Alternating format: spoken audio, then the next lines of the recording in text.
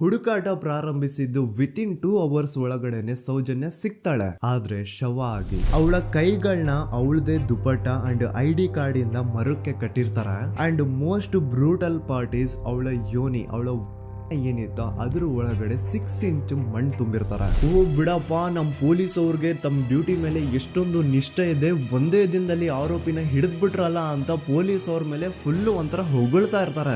ಆದ್ರೆ ಪಾಪ ಜನರಿಗೆ ಎಲ್ಲಿ ಗೊತ್ತಿತ್ತು ಈ ಕೇಸ್ ನ ರಿಯಲ್ ಆರೋಪಿ ಬೇರೆ ಯಾರೋ ಇದಾರೆ, ಪೊಲೀಸ್ ಅವರೇ ಈ ಕೇಸ್ ನ ಮಿಸ್ಲೀಡ್ ಮಾಡೋದಕ್ಕೆ ಸುಮ್ನೆ ಸಂತೋಷ್ನ ಅರೆಸ್ಟ್ ಮಾಡಿದ್ದಾರೆ ಅಂತ. ಪೊಲೀಸ್ ಅವರು ಈ ಕೇಸ್ ಅಲ್ಲಿ ಕರಪ್ಟ್ ಆಗಿದ್ದಾರೆ, ಪೊಲೀಸ್ ಅವರೇ ಸತ್ಯ ಮುಚ್ಚಿಡ್ಲಿಕ್ಕೆ ಟ್ರೈ ಮಾಡ್ತಿದ್ದಾರೆ. ಹಾಗಾಗಿ ಈ ಕೇಸ್ ನ ಇನ್ಮುಂದೆ ಪೊಲೀಸ್ ಅವರಲ್ಲದೆ CBI ಅವರು ಇನ್ವೆಸ್ಟಿಗೇಷನ್ ಮಾಡಬೇಕು, ಈ ಕೇಸ್ ನ CBI ಒಪ್ಸಿ ಅಂತ ಅಗೇನ್ ಪ್ರೊಟೆಸ್ಟ್ ಗಳು ಸ್ಟಾರ್ಟ್ ಆಗ್ತವೆ. ಸೌಜನ್ಯ ಕೇಸ್ ಒಂದೇ ಅಲ್ಲ, ನಾರಾಯಣ ಹಾಗೂ ಯಮುನಾ ಕೇಸಲ್ಲೂ, ವೇದವಲ್ಲಿ ಕೇಸಲ್ಲೂ, ಆ ಬ್ಯಾಂಕ್ ಮ್ಯಾನೇಜರ್ ನ ಕೇಸಲ್ಲೂ ಹಾಗೂ ಪದ್ಮಲತಾ ಕೇಸಲ್ಲೂ ಸೀದಾ ಡೈರೆಕ್ಟ್ ಡೌಟ್ ಬರೋದೆ ಊರಿನ ಗೌಡ್ರ ಮೇಲೆ. ಸೌಜನ್ಯ ಕೇಸ್ ಬಿಟ್ಟು ಆ ಇನ್ನೊಂದು ಕೇಸ್ ಯಾವುದು, ಅದಕ್ಕೂ ಸಂತೋಷ್ಗೂ ಏನ್ ಸಂಬಂಧ, ಅದ್ರಲ್ಲಿ ಯಾಕೆ ಸಂತೋಷ್ನ ಪೊಲೀಸ್ ಅವರು ಫಿಟ್ ಮಾಡಿದ್ರು ಅಂತ ಪ್ರತಿಯೊಂದು ಹೇಳ್ತೀನಿ.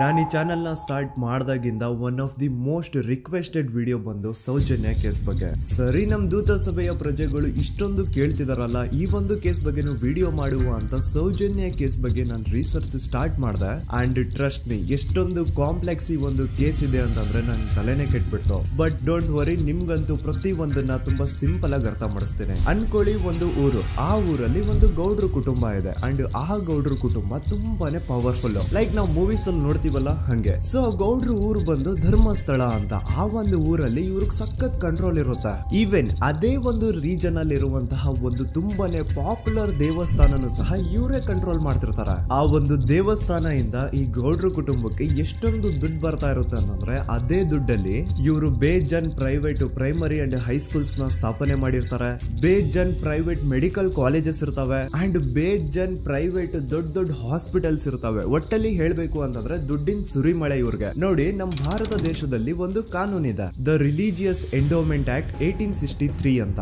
ಬೇಸಿಕಲಿ ಈ ಒಂದು ಕಾನೂನು ಏನ್ ಹೇಳುತ್ತೆ ಅಂತಂದ್ರೆ, ಭಾರತದಲ್ಲಿ ಯಾವ್ದೆಲ್ಲ ಹಿಂದೂ ಟೆಂಪಲ್ಸ್ ಇದಾವೋ ಅವೆಲ್ಲ ಗವರ್ಮೆಂಟ್ ಪ್ರಾಪರ್ಟಿ. ಆ ಹಿಂದೂ ಟೆಂಪಲ್ಸ್ ನ ಮ್ಯಾನೇಜ್ಮೆಂಟ್ ಎಲ್ಲ ಗವರ್ಮೆಂಟ್ ಕೈಗೆ ಹೋಗಿ ಗವರ್ಮೆಂಟ್ ಡಿಸೈಡ್ ಮಾಡುತ್ತೆ ಆ ಮ್ಯಾನೇಜ್ಮೆಂಟ್ ಅಲ್ಲಿ ಯಾರ್ ಕೆಲ್ಸಕ್ಕೆ ಇರಬೇಕು, ಯಾರ್ ಕೆಲ್ಸಕ್ಕೆ ಇರಬಾರ್ದು, ಅಂಡ್ ಆ ಟೆಂಪಲ್ ಇಂದ ಬರ್ತಿರುವಂತಹ ಡೊನೇಷನ್ ಅಮೌಂಟ್ ನ ಏನ್ ಮಾಡ್ಬೇಕು ಅಂತ. ಸೊ ಈ ಒಂದು ಕಾನೂನಿನ ಪ್ರಕಾರ ಗವರ್ಮೆಂಟ್ ಇಂಡಿಯಾದಲ್ಲಿ ಇರುವಂತಹ ಆಲ್ಮೋಸ್ಟ್ ಎಲ್ಲಾ ಹಿಂದೂ ಟೆಂಪಲ್ಸ್ ನ ತನ್ನ ಕಂಟ್ರೋಲ್ ಅಲ್ಲಿ ತಗೋತಾ ಇರ್ಬೇಕಾದ್ರೆ ಗವರ್ಮೆಂಟ್ ಅಫಿಷಿಯಲ್ಸ್ ಧರ್ಮಸ್ಥಳ ಶ್ರೀ ಮಂಜುನಾಥ ದೇವಸ್ಥಾನಕ್ಕೂ ರೀಚ್ ಔಟ್ ಮಾಡ್ತಾರೆ. ಅಂಡ್ ಆಗ ಇಷ್ಟು ದಿನ ಟೆಂಪಲ್ ನ ಕಂಟ್ರೋಲ್ ಮಾಡ್ತಿದ್ದಂತಹ ಆ ಗೌಡ್ರ ಕುಟುಂಬ ಏನ್ ಹೇಳುತ್ತೆ ಗೊತ್ತಾ, ಇಲ್ಲ ಇಲ್ಲ, ಇದು ಹಿಂದೂ ಟೆಂಪಲ್ ಅಲ್ಲ, ಇದು ಜೈನ್ ಫ್ಯಾಮಿಲಿಗೆ ಬಿಲಾಂಗ್ ಮಾಡುವಂತಹ ಒಂದು ಪ್ರೈವೇಟ್ ಟೆಂಪಲ್ ಅಂತ ಹೇಳ್ತಾರೆ. ನಾನ್ ಇಷ್ಟು ದಿನ ಧರ್ಮಸ್ಥಳ ಶ್ರೀ ಮಂಜುನಾಥ ದೇವಸ್ಥಾನ ಒಂದು ಹಿಂದೂ ಟೆಂಪಲ್ ಅಂತ ಅನ್ಕೊಂಡಿದ್ದೆ, ಆದ್ರೆ ಈಗಷ್ಟೇ ನನಗೂ ಗೊತ್ತಾಗಿದ್ದು ಇದು ಹಿಂದೂ ಟೆಂಪಲ್ ಅಲ್ಲ, ಇದು ಒಂದು ಜೈನ್ ಫ್ಯಾಮಿಲಿಗೆ ಬಿಲಾಂಗ್ ಮಾಡುವಂತಹ ಪ್ರೈವೇಟ್ ಜೈನ್ ಟೆಂಪಲ್ ಅಂತ. ಸೊ ಹೀಗಾಗಿ ಗವರ್ಮೆಂಟ್ ಅಫಿಷಿಯಲ್ಸ್ ಏನೂ ಮಾಡಕ್ಕಾಗದೆ ಇವತ್ತಿನವರೆಗೂ ಈ ಒಂದು ಧರ್ಮಸ್ಥಳ ಶ್ರೀ ಮಂಜುನಾಥ ದೇವಸ್ಥಾನನ ಒಂದು ಪ್ರೈವೇಟ್ ಟ್ರಸ್ಟ್ ನಡೆಸ್ಕೊಂಡು ಹೋಗ್ತಿದೆ. ಅಂಡ್ ಆ ಪ್ರೈವೇಟ್ ಟ್ರಸ್ಟ್ ನ ಓನರ್ ಯಾರು, ಅದೇ ಗೌಡ್ರ ಕುಟುಂಬ. ನೋಡಿ, ನಾನು ಈ ವಿಡಿಯೋದಲ್ಲಿ ಯಾರ್ದು ರಿಯಲ್ ನೇಮ್ಸ್ ನ ಬಳಸ್ತಿಲ್ಲ. ಪ್ರೀವಿಯಸ್ಲಿ ಬೇರೆ ಯೂಟ್ಯೂಬರ್ಸ್ ತಮ್ಮ ವಿಡಿಯೋಸ್ ಅಲ್ಲಿ ರಿಯಲ್ ನೇಮ್ಸ್ ನ ಬಳಸಿದ್ದಾರೆ ಅನ್ನೋ ಒಂದೇ ಒಂದು ಕಾರಣಕ್ಕೆ ಅವ್ರ ವಿಡಿಯೋಸ್ ನ ಡಿಲೀಟ್ ಮಾಡಿಸಿದ್ದಾರೆ. ಸೊ ಅವ್ರ ಜೊತೆ ಆಗಿದ್ದು ನನ್ ಜೊತೆ ಆಗೋದ್ ಬೇಡ, ಸತ್ಯ ಮುಚ್ಚೋಗೋದು ನನ್ಗಿಷ್ಟ ಇಲ್ಲ. ಹಾಗಾಗಿ ನಾನಿಲ್ಲಿ ರಿಯಲ್ ನೇಮ್ಸ್ ನ ಬಳಸ್ತಿಲ್ಲ. ಆದ್ರೆ ನಾನು ಯಾರನ್ನ ಪಾಯಿಂಟ್ ಔಟ್ ಮಾಡಿ ಹೇಳ್ತಿದ್ದೀನಿ ಅನ್ನೋದು ಮಾತ್ರ ನಿಮಗೆ ತುಂಬಾ ಕ್ಲಿಯರ್ಲಿ ಅರ್ಥ ಆಗುತ್ತೆ. Don't worry.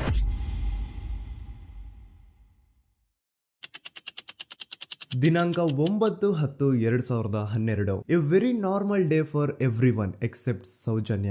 ಧರ್ಮಸ್ಥಳ ಹತ್ರ ಇರುವಂತಹ ಪಂಗಳ್ ಅನ್ನೋ ಒಂದು ಸಣ್ಣ ಹಳ್ಳಿಗೆ ಬಿಲಾಂಗ್ ಮಾಡುವಂತಹ ಸೌಜನ್ಯ ತುಂಬಾನೇ ಒಳ್ಳೆ ಹುಡುಗಿ. SDM ಕಾಲೇಜ್ ಆಫ್ ಉಜ್ರಿಯಲ್ಲಿ 2nd PUC ಓದ್ತಿದ್ದಂತಹ ಇವಳು ತುಂಬಾನೇ ಬ್ರೈಟ್ ಸ್ಟೂಡೆಂಟ್ ಕೂಡ. ಸೊ ಒಂದು ದಿನ ಅಂದ್ರೆ 9 ಅಕ್ಟೋಬರ್ 2012 ಬೆಳಿಗ್ಗೆ 7:30-8 ಗಂಟೆ ಹಾಗೆ ಆಸ್ ಯೂಶುವಲ್ ತನ್ನ ಕಾಲೇಜ್ ಹೋಗೋದಕ್ಕೆ ರೆಡಿ ಆಗ್ತಿರ್ತಾಳೆ. ಅವತ್ತು ಮಂಗಳವಾರದ ದಿನ ಅಂಡ್ ಅವತ್ತು ಲೋಕಲ್ ಫೆಸ್ಟಿವಲ್ ಬೇರೆ ಇರುತ್ತೆ, ಹೊಸ ಅಕ್ಕಿ ಅಂತ. ಈ ಒಂದು ಲೋಕಲ್ ಫೆಸ್ಟಿವಲ್ ದಿನ ಮನೆ ಒಳಗಡೆ ಏನೇ ಅಡುಗೆ ಮಾಡಿದ್ರು ಹೊಸ ಅಕ್ಕಿನೇ ಬಳಸಬೇಕು. ಸೊ ಹೊಸ ಅಕ್ಕಿ ತಂದು ಬ್ರೇಕ್ಫಾಸ್ಟ್ ನ ರೆಡಿ ಮಾಡೋಷ್ಟ್ರಲ್ಲಿ ಸೌಜನ್ಯ ಅವ್ರ ತಾಯಿ ತುಂಬಾ ಲೇಟ್ ಮಾಡ್ತಾರೆ. ಸೊ ಕಾಲೇಜ್ಗೆ ಲೇಟ್ ಆಗ್ತಿದೆ ಅಂತ ಈ ಸೌಜನ್ಯ ಟಿಫಿನ್ ಸಹ ಮಾಡದೆ ಹಾಗೆ ಹೋಗ್ತಾಳೆ. ಅವಳ ತಲೆಯಲ್ಲಿ ಏನಿತ್ತು ಅಂತಂದ್ರೆ, ಹೆಂಗೋ ಇವತ್ತು ಲೋಕಲ್ ಫೆಸ್ಟಿವಲ್ ಬೇರೆ ಇದೆ, ಹಾಗಾಗಿ ಮೇ ಬಿ ಕಾಲೇಜು ಬೇಗ ಬಿಡ್ಬೋದು, ಸೊ ಮಧ್ಯಾಹ್ನ ಡೈರೆಕ್ಟ್ ಮನೆಗೆ ಬಂದು ಊಟ ಬಿಡುವ ಅಂತ ಅವಳು ಅನ್ಕೊಂಡಿರ್ತಾಳೆ. ಆದ್ರೆ ಕಾಲೇಜ್ ಹೋಗಾದ್ಮೇಲೆ ಗೊತ್ತಾಗುತ್ತೆ ಅವತ್ತು ಅವಳಿಗೆ ಸ್ಪೆಷಲ್ ಕ್ಲಾಸಸ್ ಬೇರೆ ಇದೆ ಅಂತ.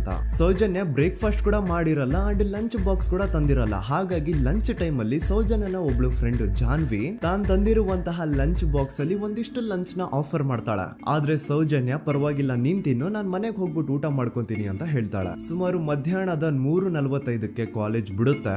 ಸೌಜನ್ಯ ಕಾಲೇಜ್ ಇಂದ ಬಸ್ ಅಲ್ಲಿ ಬಂದು ನೇತ್ರಾವತಿ ಬಸ್ ಸ್ಟಾಪ್ ಹತ್ರ ಇಳ್ಕೋತಾಳೆ. ಅವಳ ಜೊತೆ ಅವಳ ಕ್ಲಾಸ್ ಮೇಟ್ಸ್ ಅಂಡ್ ಫ್ರೆಂಡ್ಸ್ ಎಲ್ಲ ಇರ್ತಾರೆ. ಸೊ ಅವ್ರಿಗೆಲ್ಲ ಬಾಯ್ ಹೇಳ್ಬಿಟ್ಟು ಸೌಜನ್ಯ ತನ್ನ ಮನೆ ಕಡೆಗೆ ಹೊರಡ್ತಾಳೆ. ನೇತ್ರಾವತಿ ಬಸ್ ಸ್ಟಾಪ್ ಇಂದ ಸೌಜನ್ಯ ಮನೆಗೆ 20 ಮಿನಿಟ್ಸ್ ನ ವಾಕ್ ಇರುತ್ತೆ. ಮ್ಯಾಕ್ಸ್ ಟು ಮ್ಯಾಕ್ಸ್ 30 ಮಿನಿಟ್ ಹಿಡಿಬಹುದು. ಸೊ ಸೌಜನ್ಯ ನಡ್ಕೊಂಡು ಮನೆ ಕಡೆಗೆ ಹೋಗ್ತಾ ಇರ್ತಾಳೆ. ಒಂದ್ ಸ್ವಲ್ಪ ದೂರದಲ್ಲಿ ಪ್ರಕೃತಿ ಹಾಸ್ಪಿಟಲ್ ಅಂತ ಒಂದಿರುತ್ತೆ. ಅಲ್ಲಿನ ಸೆಕ್ಯೂರಿಟಿ ಗಾರ್ಡ್ ಸೌಜನ್ಯ ನಡ್ಕೊಂಡು ಹೋಗ್ತಾ ಇರೋದನ್ನ ನೋಡ್ತಾನೆ ಕೂಡ. ನಂತರ ಸೌಜನ್ಯ ಒಂದು 10 ನಿಮಿಷ ಹಂಗೆ ಮುಂದೆ ನಡ್ಕೊಂಡು ಹೋಗಾದ್ಮೇಲೆ ಸೌಜನ್ಯಗೆ ತನ್ನ ಮಾವ ಸಿಗ್ತಾರೆ. ಅವರು ಸೌಜನ್ಯನ ನೋಡಿ ಮಾತಾಡಿಸ್ತಾರೆ. ಯಾಕಮ್ಮ ಕಾಲೇಜಿಂದ ಇಷ್ಟು ಲೇಟ್ ಬರ್ತಿದ್ಯಾ ಅಂತ ಕೇಳ್ತಾರೆ. ಆಗ ಸೌಜನ್ಯ ಇಲ್ಲ ಮಾವ, ಕಾಲೇಜಲ್ಲಿ ಸ್ಪೆಷಲ್ ಕ್ಲಾಸ್ ಇತ್ತು ಹಾಗಾಗಿ ಲೇಟ್ ಆಗ್ಬಿಡ್ತು ಅಂತ ಹೇಳಿ ಒಂದೆರಡು ಮಾತಾಡಿಸಿ ನಂತರ ತನ್ನ ಮನೆ ಕಡೆ ತಾನು ಹೊರಡ್ತಾಳೆ. ಈಗ ಆ ಒಂದು ಪಾಯಿಂಟ್ ಇಂದ ಸೌಜನ್ಯಗೆ ತನ್ನ ಮನೆ ಹೋಗ್ಲಿಕ್ಕೆ 10 ನಿಮಿಷ ಬೇಕು. ಮ್ಯಾಕ್ಸ್ ಟು ಮ್ಯಾಕ್ಸ್ 20 ಮಿನಿಟ್ ಅನ್ಕೊಳ್ಳಿ. 3:45ಕ್ಕೆ ಕಾಲೇಜ್ ಬಿಟ್ರೆ ಅರೌಂಡ್ 4:30ಗೆ ಮನೇಲಿ ಇರ್ಬೇಕಾಗಿದ್ದು ಹುಡುಗಿ 6:30-7 ಗಂಟೆ ಆಗಿದ್ರು ಮನೆಗೆ ಸೇರಿರಲ್ಲ. ಸೊ ಮನೇಲಿ ಸೌಜನ್ಯ ಅವ್ರ ತಾಯಿಗೆ ಟೆನ್ಷನ್ ಸ್ಟಾರ್ಟ್ ಆಗುತ್ತೆ. ಏನಪ್ಪಾ ಈ ಹುಡುಗಿ ಎಷ್ಟೊತ್ತಾದ್ರೂ ಇನ್ನು ಮನೆಗ್ ಬಂದಿಲ್ವಲ್ಲ ಅಂತ. ಸೊ ಅವ್ರೇನ್ ಮಾಡ್ತಾರೆ, ಸೌಜನ್ಯ ಅವ್ರ ತಂದೆ ಕಾಲ್ ಮಾಡ್ಬಿಟ್ಟು ರೀ ಹಿಂಗೆ 3:30-4 ಗಂಟೆಗೆ ಕಾಲೇಜ್ ಇಂದ ಮನೆಗ್ ಬರ್ತಿದ್ದಿದ್ ನಮ್ ಹುಡುಗಿ ಇವತ್ತು 7 ಗಂಟೆ ಆದ್ರೂ ಇನ್ನು ಮನೆಗ್ ಬಂದಿಲ್ಲ, ನೀವು ಸ್ವಲ್ಪ ಬೇಗ ಮನೆಗ್ ಬಂದು ವಿಚಾರಿಸಿ ಅಂತ ಗಾಬ್ರಿಲಿ ಹೇಳ್ತಾರೆ. ಸರಿ ಅಂತ ಸೌಜನ್ಯ ಅವ್ರ ತಂದೆ ಮನೆಗ್ ಬಂದ್ಬಿಟ್ಟು ಸೌಜನ್ಯನ ಫ್ರೆಂಡ್ಸ್ ಕ್ಲಾಸ್ ಮೇಟ್ಸ್ ಯಾರ್ದೆಲ್ಲ ಅವ್ರ ಹತ್ರ ನಂಬರ್ ಇರುತ್ತೋ ಅವ್ರಿಗೆಲ್ಲ ಕಾಲ್ ಮಾಡ್ಬಿಟ್ಟು ಸೌಜನ್ಯ ಬಗ್ಗೆ ಕೇಳ್ತಾರ. ನಮ್ ಹುಡುಗಿ ಏನಾದ್ರು ನಿಮ್ ಮನೆಗ್ ಬಂದಿದ್ದಾಳ ಅಮ್ಮ ಅಂತ. ಆದ್ರೆ ಸೌಜನ್ಯನ ಫ್ರೆಂಡ್ಸ್ ಅಂಡ್ ಕ್ಲಾಸ್ ಮೇಟ್ಸ್ ಎಲ್ಲ ಇಲ್ಲ ಅಂಕಲ್ ನಮ್ಮ ಮನೆಗಂತೂ ಸೌಜನ್ಯ ಏನು ಬಂದಿಲ್ಲ, ಅವಳು ಬಸ್ ಸ್ಟಾಪ್ ಇಂದ ಸೀದಾ ನಿಮ್ ಮನೆ ಕಡೆಗೇನೆ ಹೊರಟ್ಲಲ್ವಾ, ಯಾಕೆ ಇನ್ನೂ ಬಂದಿಲ್ವಾ ಅಂತ ಕೇಳ್ತಾರ. ಆಗ ಸೌಜನ್ಯ ಅವ್ರ ತಂದೆ ಇಲ್ಲಮ್ಮ ಬಂದಿಲ್ಲ ಹಾಗಾಗಿನೇ ಕಾಲ್ ಮಾಡಿರೋದು ಅಂತ ಹೇಳಿ ಕಾಲ್ ಕಟ್ ಮಾಡ್ತಾರ. ದೆನ್ ಸೌಜನ್ಯ ಅವ್ರ ತಂದೆ ಸೌಜನ್ಯ ಅವ್ರ ಮಾವ ಕಾಲ್ ಮಾಡ್ತಾರ. ಅಳಿಯ ಎಲ್ಲಿದ್ಯಾ, ನನ್ ಮಗಳು ಇನ್ನು ಮನೆಗ್ ಬಂದಿಲ್ಲ, ನೀನೇನಾದ್ರೂ ಅವಳನ್ನ ನೋಡ್ದ ಅಂತ ಕೇಳ್ತಾರ. ಆ ಕಡೆಯಿಂದ ಅವರು ಸೌಜನ್ಯನ ಮಾವ ಹೇಳ್ತಾರೆ, ಹ್ಞೂ ನಾನ್ ನೋಡ್ದೆ, 4:15 ಹಾಗೆ ಆ ಹುಡುಗಿ ಕಾಲೇಜಿಂದ ಬರ್ಬೇಕಾದ್ರೆ ನನಗ್ ಕಾಣಿಸಿದ್ಲು, ನಾನ್ ಸ್ವಲ್ಪ ಮಾತಾಡ್ದೆ ಅವಳ ಹತ್ರ, ಅದಾದ್ಮೇಲೆ ಅವಳು ಮನೆ ಕಡೆ ಹೋದ್ಲಲ್ಲ, ಯಾಕೆ ಇನ್ನೂ ಬಂದಿಲ್ವಾ ಅಂತ ಅವರೇ ಉಲ್ಟಾ ಕ್ವಶನ್ ಕೇಳ್ತಾರ. ಈ ಕಡೆ ಸೌಜನ್ಯ ಅವ್ರ ತಂದೆ ಇಲ್ಲ 7 ಗಂಟೆ ಆದ್ರೂ ಮಗು ಇನ್ನು ಮನೆಗ್ ಬಂದಿಲ್ಲ, ನಮ್ಗೆ ಯಾಕೋ ತುಂಬಾ ಗಾಬರಿ ಆಗ್ತಿದೆ, ನೀನೊಂದ್ ಕೆಲ್ಸ ಮಾಡು, ನಮ್ಮವ್ರನ್ನೆಲ್ಲ ಸೇರ್ಸು, ಎಲ್ರೂ ಸೇರಿ ಹುಡುಕುವ ಅವಳನ್ನ ಅಂತ ಸುಮಾರು ರಾತ್ರಿ 7 ಗಂಟೆಯಿಂದ ಹಿಡಿದು 11 ಗಂಟೆವರೆಗೂ ಸೌಜನ್ಯನ ಮನೆಯವರು ಅಂಡ್ ಊರಿನ ಜನ 200-300 ಜನ ಸೇರ್ಕೊಂಡು ಸೌಜನ್ಯನ ಹುಡುಕ್ತಾರೆ. ಆದ್ರೆ ಸೌಜನ್ಯನ ಒಂದು ಸುಳಿವು ಸಿಗಲ್ಲ. ಸೊ ಕೊನೆಗೆ ಸಹಾಯ ಕೇಳ್ತಾ ರಾತ್ರಿ 11 ಗಂಟೆ ಹಾಗೆ ಸೌಜನ್ಯನ ತಂದೆ ತಾಯಿ ಅಂಡ್ ಊರಿನ ಜನ ಎಲ್ಲ ಬೆಳ್ತಂಗಡಿ ಪೊಲೀಸ್ ಸ್ಟೇಷನ್ ಹತ್ರ ಹೋಗ್ತಾರ. ಅಲ್ಲಿ ಪೊಲೀಸ್ ಅವ್ರ ಹತ್ರ ಕಾಲೇಜ್ ಹೋಗಿದ್ ನಮ್ ಹುಡುಗಿ ಇಷ್ಟೊತ್ತಾದ್ರೂ ಇನ್ನು ಮನೆಗ್ ಬಂದಿಲ್ಲ, ಎಷ್ಟು ಹುಡುಕಿದ್ರು ಸಿಗ್ತಾ ಇಲ್ಲ, ಸೊ ಪ್ಲೀಸ್ ಒಂದು ಮಿಸ್ಸಿಂಗ್ ರಿಪೋರ್ಟ್ ನ ಫೈಲ್ ಮಾಡಿ ನಮ್ ಹುಡುಗಿನ ಹುಡುಕೊಡಿ ಅಂತ ಕೇಳ್ಕೊತಾರ. ಆದ್ರೆ ಪೊಲೀಸ್ ಅವರು ಒಪ್ಪಲ್ಲ. ಇಲ್ಲ ಯಾವುದೇ ಪರ್ಸನ್ ಮಿಸ್ಸಿಂಗ್ ಆದ್ರೆ ಆಫ್ಟರ್ 24 ಅವರ್ಸ್ ಆದ್ಮೇಲೆ ರಿಪೋರ್ಟ್ ಫೈಲ್ ಮಾಡಕ್ಕಾಗೋದು. ಸೊ ನೀವ್ ಒಂದ್ ಕೆಲ್ಸ ಮಾಡಿ, ಈಗ ಮನೆಗ್ ಹೋಗಿ ನಾಳೆ ಬೆಳಿಗ್ಗೆವರೆಗೂ ನೋಡಿ, ನಾಳೆ ಬೆಳಿಗ್ಗೆವರೆಗೂ ನಿಮ್ ಮಗಳು ನಿಮ್ ಮನೆಗ್ ಬಂದಿಲ್ಲ ಅಂತಂದ್ರೆ ಆಗ ಬಂದ್ಬಿಟ್ಟು ಮಿಸ್ಸಿಂಗ್ ರಿಪೋರ್ಟ್ ನ ಫೈಲ್ ಮಾಡಿಸಿ ಅಂತ ಹೇಳಿ ಕಳಿಸ್ತಾರ. ಆಗ ಆಲ್ಮೋಸ್ಟ್ ಮಿಡ್ ನೈಟ್ ಆಗಿರೋದ್ರಿಂದ ಅಂಡ್ ಮಳೆ ಬೇರೆ ತುಂಬಾ ಜೋರಾಗಿ ಬರ್ತಾ ಇರುತ್ತೆ. ಸೊ ಈ ಸಿಚುವೇಶನ್ ಅಲ್ಲಿ ಸೌಜನ್ಯನ ಹುಡುಕ್ಲಿಕ್ಕೆ ಆಗಲ್ಲ. ನಾಳೆ ಬೆಳಿಗ್ಗೆ ಸೇರ್ಕೊಂಡು ಅಗೇನ್ ಎಲ್ರು ಸೌಜನ್ಯನ ಹುಡುಕುವ ಅಂತ ಸೌಜನ್ಯನ ಮನೆಯವರು ಅಂಡ್ ಊರಿನ ಜನ ಎಲ್ರು ತಮ್ಮ ಮನೆಗೆ ಹೋಗ್ಬಿಡ್ತಾರ. ನೆಕ್ಸ್ಟ್ ದಿನ ಅಂದ್ರೆ 10 ಅಕ್ಟೋಬರ್ 2012 ಬುಧವಾರದ ದಿನ ಬೆಳಿಗ್ಗೆ 10 ಗಂಟೆ ಹಾಗೆ ಸೌಜನ್ಯನ ಮನೆಯವರು ಅಂಡ್ ಊರಿನ 200-300 ಜನ ಸೇರ್ಕೊಂಡು ಅಗೇನ್ ಸೌಜನ್ಯಗೋಸ್ಕರ ಹುಡುಕಾಟ ಸ್ಟಾರ್ಟ್ ಮಾಡ್ತಾರ. ಹುಡುಕಾಟ ಪ್ರಾರಂಭಿಸಿದ್ದು ವಿತಿನ್ 2 ಅವರ್ಸ್ ಒಳಗಡೆನೆ ಸೌಜನ್ಯ ಸಿಗ್ತಾಳೆ. ಆದ್ರೆ ಶವ ಆಗಿ ಆ 200-300 ಊರಿನ ಜನ ಎಲ್ಲ ಸೇರ್ಕೊಂಡು ಏನ್ ಸೌಜನ್ಯನ ಹುಡುಕ್ತಾ ಇದ್ರು ಅದರಲ್ಲಿ ಯಾರೋ ಒಬ್ರಿಗೆ ಸೌಜನ್ಯನ ಮನೆಯಿಂದ ಕೇವಲ 10 ನಿಮಿಷ ದೂರದಲ್ಲಿರುವಂತಹ ಒಂದು ಹಳ್ಳನ ದಡದಲ್ಲಿ ಸೌಜನ್ಯನ ಮೃತದೇಹ ಸಿಗುತ್ತಾ. ಈಗ ಸತ್ತಿರುವಂತಹ ಸೌಜನ್ಯನ ಡೆಡ್ ಬಾಡಿ ಯಾವ ಒಂದು ಕಂಡೀಷನ್ ಅಲ್ಲಿ ಇತ್ತು ಅಂತ ಹೇಳ್ತೀನಿ, ಸ್ವಲ್ಪ ಗಮನ ಇಟ್ಟು ಕೇಳಿಸ್ಕೊಳ್ಳಿ. ಅವಳ ಕೈಗಳನ್ನ ಅವಳದೇ ದುಪಟ್ಟ ಅಂಡ್ ID ಕಾರ್ಡ್ ಇಂದ ಮರಕ್ಕೆ ಕಟ್ಟಿರ್ತಾರ. ಅವಳ ಬಾಡಿ ಎಲ್ಲ ನೇಕೆಡ್ ಇರುತ್ತೆ, ಮೈ ಮೇಲೆ ಸರಿಯಾದ ಬಟ್ಟೆ ಇರಲ್ಲ, ಮೈ ಮೇಲೆ ಮಲ್ಟಿಪಲ್ ಕಟ್ ಮಾರ್ಕ್ಸ್ ಇರುತ್ತೆ, ತುಂಬಾ ಜೋರಾಗಿ ಹೊಡೆದಿರುವಂತಹ ಗಾಯಗಳು ಮೈ ಮೇಲೆ ಎದ್ದು ಕಾಣಿಸ್ತಿರ್ತವೆ. ಅವಳ ರಿಪ್ಸ್ ಎದೆ ಭಾಗದ ಮೂಳೆಗಳೆಲ್ಲ ಮುರಿದು ಹೋಗ್ಬಿಟ್ಟಿರ್ತವೆ. And most brutal part is ಅವಳ ಯೋನಿ, ಅವಳ ಏನಿತ್ತು ಅದ್ರ ಒಳಗಡೆ 6 ಇಂಚ್ ಮಣ್ಣು ತುಂಬಿರ್ತಾರೆ. ಆ ಬಾಡಿ ಕಂಡೀಷನ್ ನ ನೋಡಿದಾದ್ಮೇಲೆ ಒಂದಂತೂ ತುಂಬಾ ಕ್ಲಿಯರ್ ಆಗಿ ಅರ್ಥ ಆಗುತ್ತೆ, ಅವಳನ್ನ ಯಾರೋ ತುಂಬಾ ಫೋರ್ಸ್ಫುಲಿ ಮಾಡಿ ನಂತರ ನಿರ್ದಯವಾಗಿ ಸಾಯಿಸಿದ್ದಾರೆ ಅಂತ. ಇಲ್ಲಿ ಕ್ರಿಮಿನಲ್ಸ್ ನ ಬುದ್ಧಿವಂತಿಕೆ ನೋಡಿ ಪೊಲೀಸ್ ಅವ್ರಿಗೆ ಏನೂ ಸುಳಿವು ಸಿಗ್ಬಾರ್ದು ಅಂತ ಅವಳ ಯೋನಿ ಒಳಗಡೆ 6 ಇಂಚ್ ಅಷ್ಟು ಮಣ್ಣು ತುಂಬ ಹೋಗಿರ್ತಾರೆ. ಸೊ ದೆನ್ ಪೊಲೀಸ್ ಅವ್ರಿಗೆ ವಿಷಯ ಗೊತ್ತಾಗುತ್ತೆ. ಅವರು ಸ್ಪಾಟ್ ಗೆ ಬಂದು ಸೌಜನ್ಯನ ಬಾಡಿನ ರಿಕವರ್ ಮಾಡಿ ಆ ಒಂದು ಸ್ಪಾಟ್ ನ ಕಂಪ್ಲೀಟ್ ಸೀಸ್ ಮಾಡ್ತಾರ. ಒಬ್ಳು ಸಾಮಾನ್ಯ ಮಿಡಲ್ ಕ್ಲಾಸ್ ಹುಡುಗಿ, ಒಬ್ಳು ವೆರಿ ಬ್ರೈಟ್ ಸ್ಟೂಡೆಂಟ್ ನ ಈ ಮಟ್ಟಿಗೆ ಇಷ್ಟು ನಿರ್ದಯವಾಗಿ ಸಾಯಿಸಿರೋದು ಯಾರು? ಇನ್ ಕೇಸ್ ಏನಾದ್ರೂ ಈ ಕ್ರೈಮ್ ಮಾಡಿದವನು ಸಿಕ್ಕಿ ಬಿದ್ರೆ ಅವನ್ನ ಸುಮ್ನೆ ಬಿಡಬಾರ್ದು ಅಂತ ಜನ ಆಕ್ರೋಶ ವ್ಯಕ್ತಪಡಿಸ್ತಾರೆ. ಅಂಡ್ ಗೆಸ್ ವಾಟ್, ನಮ್ ಪೊಲೀಸ್ ಅವರು ಇಷ್ಟೊಂದು ಫಾಸ್ಟ್ ಆಗಿ ಇನ್ವೆಸ್ಟಿಗೇಷನ್ ಕಂಪ್ಲೀಟ್ ಮಾಡ್ತಾರೆ ಅಂತ ನಾನಂತೂ ಎಕ್ಸ್ಪೆಕ್ಟ್ ಮಾಡಿರ್ಲಿಲ್ಲ. ಅಂಡ್ ಈವನ್ ಈ ಒಂದು ವಿಷಯದಿಂದ ಊರಿನ ಜನನು ಶಾಕ್ ಆಗ್ತಾರೆ. ಸೌಜನ್ಯ ಬಾಡಿ ಸಿಕ್ಕಿದ್ದ ನೆಕ್ಸ್ಟ್ ದಿನ ಅಂದ್ರೆ 11 ಅಕ್ಟೋಬರ್ 2012 ಸಂಜೆ 5 ಗಂಟೆ ಹಾಗೆ ಯಾರು ಸೌಜನ್ಯನ ಮರ್ಡರ್ ಮಾಡಿದ್ನೋ ಆ ಕ್ರಿಮಿನಲ್ ಕೂಡ ಸಿಕ್ಕಿ ಬೀಳ್ತಾನೆ. ಈಗ ನೀವು ಥಿಂಕ್ ಮಾಡ್ಬೋದು, ಸೌಜನ್ಯನ ಯಾರು ಮರ್ಡರ್ ಮಾಡಿದ್ರು ಅಂಡ್ ಯಾರ ಕ್ರೈಮ್ ನ ಮಾಡಿದ್ರು ಅವನು ನೆಕ್ಸ್ಟ್ ದಿನಾನೇ ಸಿಕ್ಕಿ ಬಿದ್ದ. ಹಾಗಿದ್ರೆ ಈ ಕೇಸ್ ಯಾವಾಗ್ಲೂ ಕ್ಲೋಸ್ ಆಗ್ಬಿಡ್ಬೇಕಿತ್ತು. ಆದ್ರೂ ಸ್ಟಿಲ್ ಇವತ್ತಿನ ದಿನವರೆಗೂ ಯಾಕೆ ಈ ಕೇಸ್ ಪದೇ ಪದೇ ನ್ಯೂಸ್ ಅಲ್ಲಿ ಬರುತ್ತೆ ಅಂದ್ರೆ, ನಮ್ ದೂತ ಸಭೆಯ ಪ್ರಜೆಗಳೇ ರೆಡಿ ಆಗಿ, ಆರೋಪಿ ಸಿಕ್ಕಾದ್ಮೇಲೆ ಈ ಕೇಸು ಕ್ಲೋಸ್ ಆಗಿಲ್ಲ. ಆಕ್ಚುಲಿ ಈ ಕೇಸು ಓಪನ್ ಆಗಿದ್ದೆ ಈಗ. ನೋಡಿ, ಸೌಜನ್ಯನ ಬಾಡಿ ಸಿಕ್ಕಿದ್ದು ನೆಕ್ಸ್ಟ್ ದಿನ ಅಂದ್ರೆ 11 ಅಕ್ಟೋಬರ್ 2012. PSI ಯೋಗೇಶ್ ಅವರು ಯಾರನ್ನ ಈ ಕೇಸಲ್ಲಿ ಅರೆಸ್ಟ್ ಮಾಡಿದ್ರು ಅಂದ್ರೆ ಆತನ ಹೆಸರು ಬಂದು ಸಂತೋಷ್ ರಾವ್. 28-29 ವಯಸ್ಸಿರುವಂತಹ Santosh Rao first of all ಧರ್ಮಸ್ಥಳದವನು ಅಲ್ವೇ ಅಲ್ಲ, ಅವನು ಶೃಂಗೇರಿ ಅವನು. ಸಂತೋಷ್ ರಾವ್ ನ ತಂದೆ ಸ್ಕೂಲ್ ಟೀಚರು ಅಂಡ್ ತಾಯಿ ಹೌಸ್ ವೈಫ್. ಸಂತೋಷ್ ಮೊದ್ಲಿಂದನೂ ಒಂದ್ ಸ್ವಲ್ಪ ಮೆಂಟಲಿ ಇಲ್ಲಿರೋದ್ರಿಂದ ಅವನಿಗೆ ವಿದ್ಯೆ ಬರಹ ಅನ್ನೋದು ತಲೆಗೆ ಹೋಗಿರಲ್ಲ. ಹಾಗಾಗಿ ಅವನು ಶೃಂಗೇರಿಯಲ್ಲಿ ಒಂದು ಹೋಟೆಲ್ ಅಲ್ಲಿ ಕೆಲಸ ಮಾಡ್ತಿರ್ತಾನೆ. ಮೆಂಟಲಿ ಅನ್ಸ್ಟೇಬಲ್ ಇದ್ರೂ ಸಹ ಈತನಿಗೆ ದೇವ್ರ ಮೇಲೆ ಬಹಳ ನಂಬಿಕೆ ಇರುತ್ತೆ. ಹಾಗಾಗಿ ತಿಂಗಳಿಗೆ ಒಮ್ಮೆ ಆದ್ರೂ, ಅಟ್ಲೀಸ್ಟ್ 2 ತಿಂಗಳಿಗೆ ಒಮ್ಮೆ ಆದ್ರೂ ಈತ ಯಾವ್ದಾದ್ರು ಒಂದು ಪುಣ್ಯಕ್ಷೇತ್ರಕ್ಕೆ ವಿಸಿಟ್ ಮಾಡಿ ಬರ್ತಿರ್ತಾನೆ. ಹಾಗೇನೆ ಈ ಸತಿನೂ ಸಹ ಈತ ಧರ್ಮಸ್ಥಳಕ್ಕೆ ಬಂದಿರ್ತಾನೆ. ಇವನು ಧರ್ಮಸ್ಥಳಕ್ಕೆ ಬಂದಿದ್ದು ದಿನಾಂಕ 9 ಅಕ್ಟೋಬರ್ 2012. ಈ ದಿನಾಂಕನ ಸ್ವಲ್ಪ ನೋಟ್ ಮಾಡಿ ಇಟ್ಕೊಳ್ಳಿ, ಯಾಕಂತಂದ್ರೆ ಮುಂದೆ ಈ ಕೇಸಲ್ಲಿ ಇದೇ ಮೇಜರ್ ಟರ್ನಿಂಗ್ ಪಾಯಿಂಟ್. ಸೊ ಸೌಜನ್ಯನ ಡೆತ್ ಆಗಿಂತ ಒಂದು ದಿನ ಹಿಂದೆ ಧರ್ಮಸ್ಥಳಕ್ಕೆ ಬಂದಿರುವಂತಹ ಸಂತೋಷ್ ರಾವ್ಗೆ ಎಲ್ಲೂ ಉಳ್ಕೊಳ್ಳಿಕ್ಕೆ ಹೋಟೆಲ್ ಅಲ್ಲಿ ಅಥವಾ ಲಾಡ್ಜ್ ಅಲ್ಲಿ ರೂಮ್ ಸಿಗಲ್ಲ. ರೀಸನ್ ಇಷ್ಟೇ, ಸಂತೋಷ್ ರಾವ್ ನೋಡ್ಲಿಕ್ಕೆ ಸ್ವಲ್ಪ ಮೆಂಟಲಿ ಅನ್ಸ್ಟೇಬಲ್ ಪರ್ಸನ್ ತರ ಇರ್ತಾನೆ. ಅವನ ಅವತಾರ, ಅವನ ವೇಷಭೂಷಣ ಅಷ್ಟು ಸರಿ ಇರಲ್ಲ. ಹಾಗಾಗಿ ಇವನ್ಗೆ ಯಾವುದೇ ಒಂದು ಹೋಟೆಲ್ ಅಲ್ಲಿ ಅಥವಾ ಲಾಡ್ಜ್ ಅಲ್ಲಿ ಎಲ್ಲಿನೂ ರೂಮ್ ಸಿಗಲ್ಲ. ಸೊ ಉಳ್ಕೊಳ್ಳೋಕೆ ಜಾಗ ಸಿಗದೆ ಇವನೇನ್ ಮಾಡ್ತಾನೆ, ಅಲ್ಲೇ ಹತ್ರದಲ್ಲಿರುವಂತಹ ಬಾಹುಬಲಿ ಬೆಟ್ಟಕ್ಕೆ ಹೋಗಿ ಅಲ್ಲಿರುವಂತಹ ಬಾಹುಬಲಿ ಸ್ಟ್ಯಾಚು ಹತ್ರನೇ ಆಶ್ರಯ ತಗೊಳ್ತಾನೆ. ಅಂಡ್ 1-2 ದಿನ ಅವನು ಅಲ್ಲೇ ಉಳ್ಕೋತಾನೆ ಕೂಡ. ಡೇ ಟೈಮ್ ಅಲ್ಲಿ ಧರ್ಮಸ್ಥಳಕ್ಕೆ ಬಂದು ಧರ್ಮಸ್ಥಳ ಶ್ರೀ ಮಂಜುನಾಥ ದೇವಸ್ಥಾನದಲ್ಲಿದ್ದು ಅಲ್ಲೇ ಪ್ರಸಾದ ಊಟ ಎಲ್ಲ ಮಾಡಿ ನಂತರ ನೈಟ್ ಆಗ್ತಿದ್ದಂಗೆ ಬಾಹುಬಲಿ ಬೆಟ್ಟಕ್ಕೆ ಹೋಗಿ ಆ ಸ್ಟ್ಯಾಚು ಹತ್ರನೇ ಮಲ್ಕೊಳ್ತಿರ್ತಾನೆ.